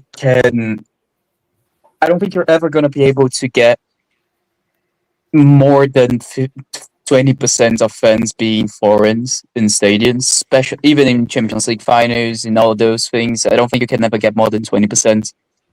So if they try to cater to foreign, to just go into this Americanization of sports too much, it's going to drive the core fan base away. And I don't think that the sport can survive without it. Yet. That's true. Because our attention span is not that high. We like the big games. We don't like the small games. But I don't think I clarified this earlier, Tarek. I'm not opposed to giving players like hydration, like the 30 seconds. But yeah, that's 30 seconds. But I had the humanitarian side of me says like the 1 minute. Give them 1 minute. We got 1 minute to do it all. Yeah, but I want to make that clear. I'm not opposed to a 30, 45 second bottle of what, I'm not saying don't do that. 3 minutes is a team talk. And that's what I'm saying. That is why, because of how long it is, and because we know going in that it's going to be in every single match, to me, that's why I think it's going to be commercialized, because it just feels like you're trying to have a guaranteed schedule that the TV people can know we're guaranteed to get commercials in these spots. We got 3 minutes to sell in the first half, 3 minutes to sell in the second half. Get money for that. All the federations will get. But that is why my president or the U.S. president can go out there and say, I was like, wait a second. Well, I didn't mean I meant the U.S. president. He's 3 nearly went left. Yeah. But that's why he can go up there and say and guarantee. He can guarantee that it's going to be the biggest and the most, we're going to make the most money, and it's going to be all these things because, again, we're going to commercialize it in ways that it hasn't been commercialized before. It's that red hat behind you. He's a businessman. What's the question? Right? He's got a red baseball cap behind him there. He says from the beginning with No, I got a lot of baseball caps, but none of them are red. Yeah. Actually, I don't even wear red. I try not to wear red at all, just because I don't like it. People, when I tell people how I became a City fan and became a Blue, it's like I've always been a Blue. I didn't know it was associated with City. I've never liked red. I've always been Blue, and it just so happened that hey, I disagree with Rajak on that for a reason. The quality. I mean, again, that's why if we have the people. That's why halftime, the 1 minute, 2 minutes, whatever. I disagree. If you stop and start a game at 3 minutes, it's horrible. You can cause injuries. Well, again, I think you can cause injuries playing that game because your muscles will tighten up. Will tighten back up again. Yeah, and I think to give Rajek credit, and I think Kel said the same thing. I think we all say that there is a need for hydration when the weather gets to a certain point. The part that I don't like is not that they're doing the hydration, but that they're taking it and saying, okay, we're going to, because it feels like they are trying to co-opt it and make it about something else and using player safety and hydration as an excuse as opposed to anything else. Also change of tactics. Yeah, when he went down. Be honest. Yeah, go ahead. What were you saying, Dylan? Dylan, you were saying something. Go ahead. Also, the change of tactics, which can, how do you say, change the game. Yeah, I mean, because if I'm a coach, that's exactly what I'm doing. I'm sitting down and saying, okay, this is what we've seen so far. This is how we're going to change it up. Yeah. Look, I'm going to be honest here. If we see a game where Brazil is losing 1-0 and there is a 3 minutes hydration break, I'm sorry. I'm going to be honest here. I don't care about players hydrating. I don't care about all of that. I don't want that break. I don't want to see that. I just want to see my team trying to get back into that game. And I think most fans will think the same. In theory, it's brilliant and thinking about players' welfare. But if your side is losing and the game is tight and you feel like you're getting momentum, nobody cares about player welfare anymore. It's just about your team in actually taking advantage of the momentum. And if you have those, even a 1 minute break, going to crumble down. That whole momentum that you built during the second half, it's going to come crumble down. So I don't like this. I really don't. Spartacus says, fuck them players. No, I think you've got to put rules in place of the coach. No one's allowed to pass anything on. Coaches are banned from going anywhere near them. And that'll lead to hand signals. It'll be like baseball. That's not going to happen. It's not going to happen. And then to Ryjack's question, if they do coach and if they do have team talks and they change tactics, does that necessarily make the game worse? I don't think it makes it worse. And again, he says he's playing devil's advocate. Can do for the team in the ascendance. Sure.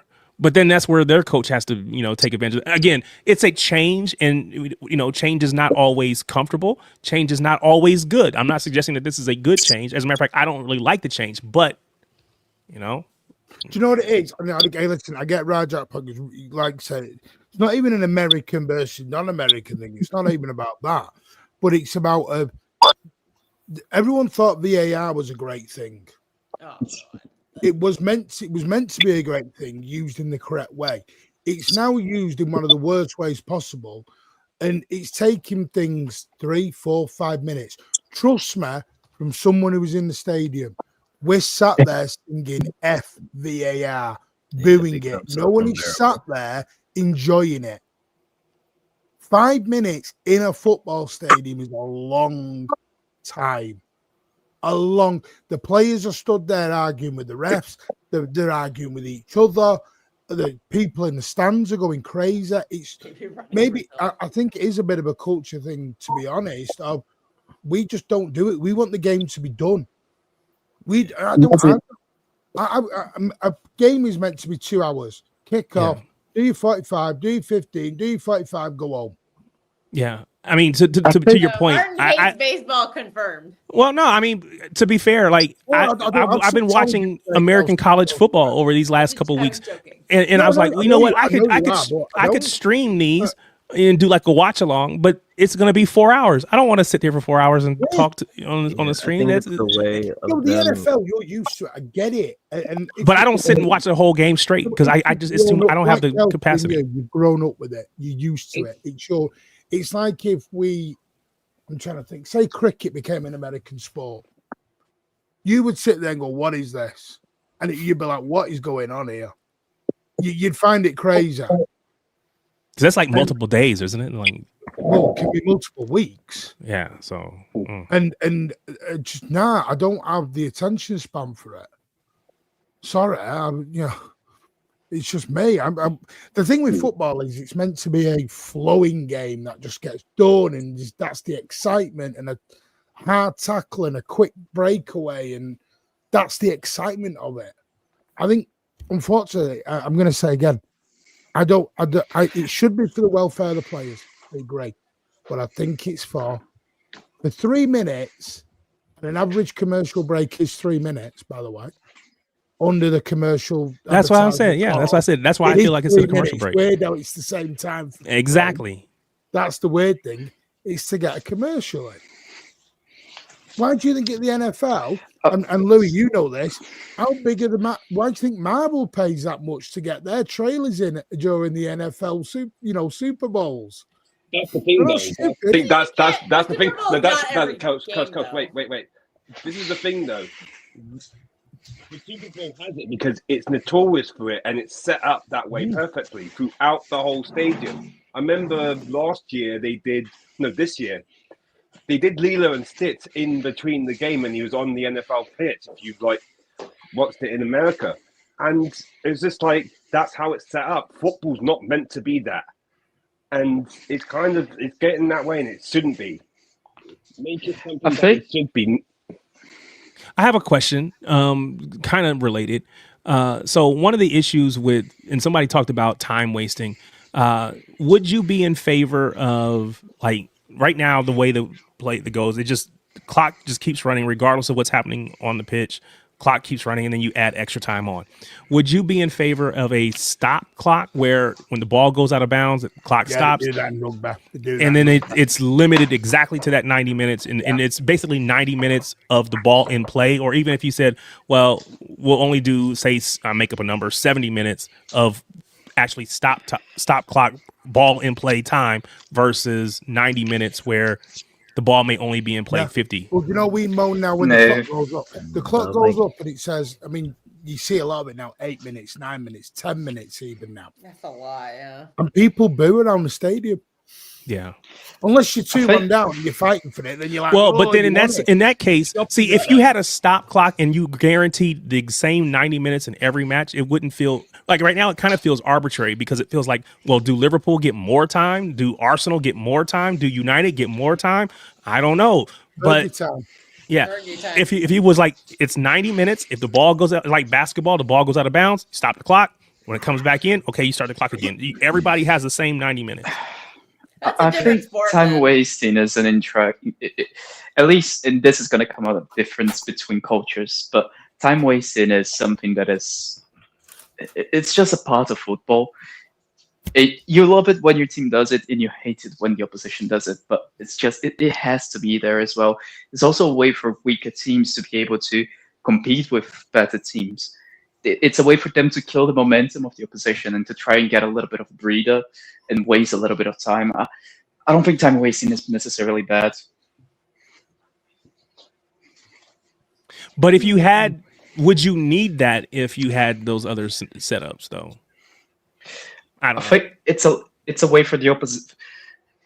It's a way for the weaker side to be able to level the playing field with the stronger side. The stronger side wants to keep the ball on the field and keep pressuring the opposition and creating that momentum.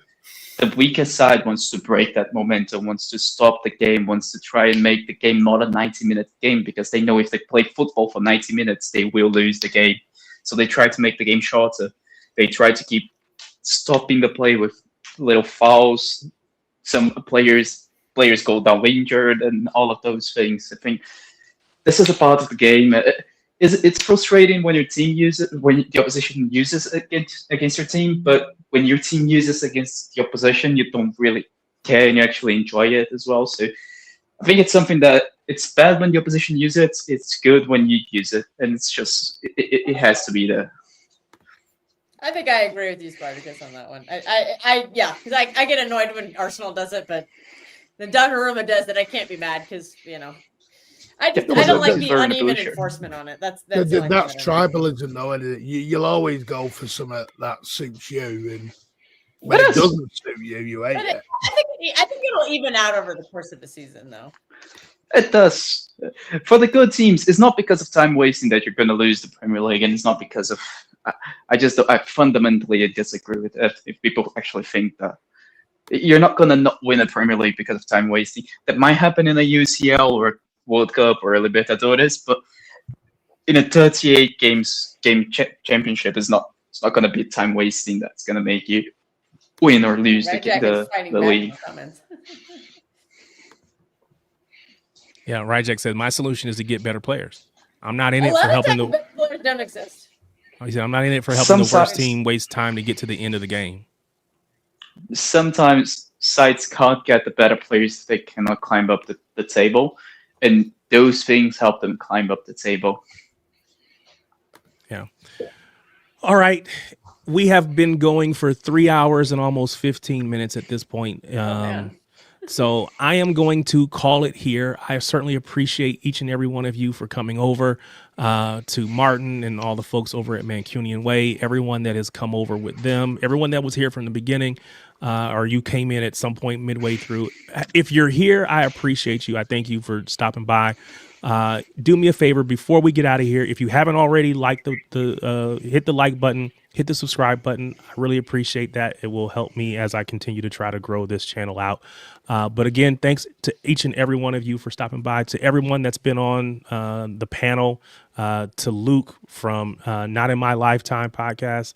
Appreciate him. If you haven't already, go over to his channel, subscribe, like his channel.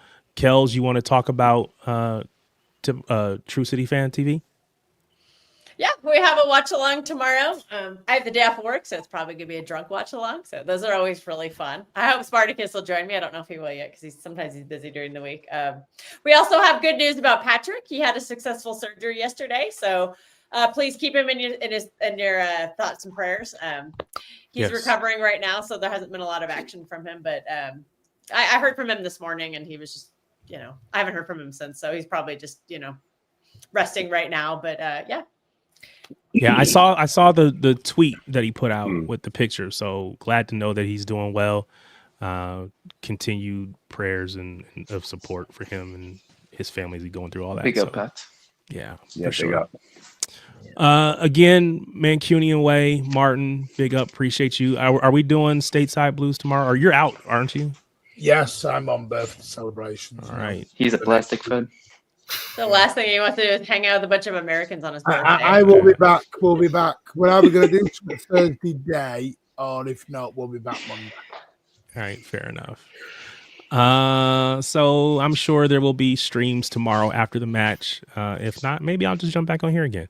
But I'm sure there'll be plenty of opportunities for people to talk and to chat. But big ups to you, Martin. Appreciate you for stopping by and bringing your crew with you. Appreciate that. That being said, thanks again, everyone. Have a great rest of your evening or morning if you're in the UK. Big ups, everybody. Appreciate you. Happy birthday, Martin. Happy birthday. Should we sing? Today. Should we sing happy birthday? Oh God.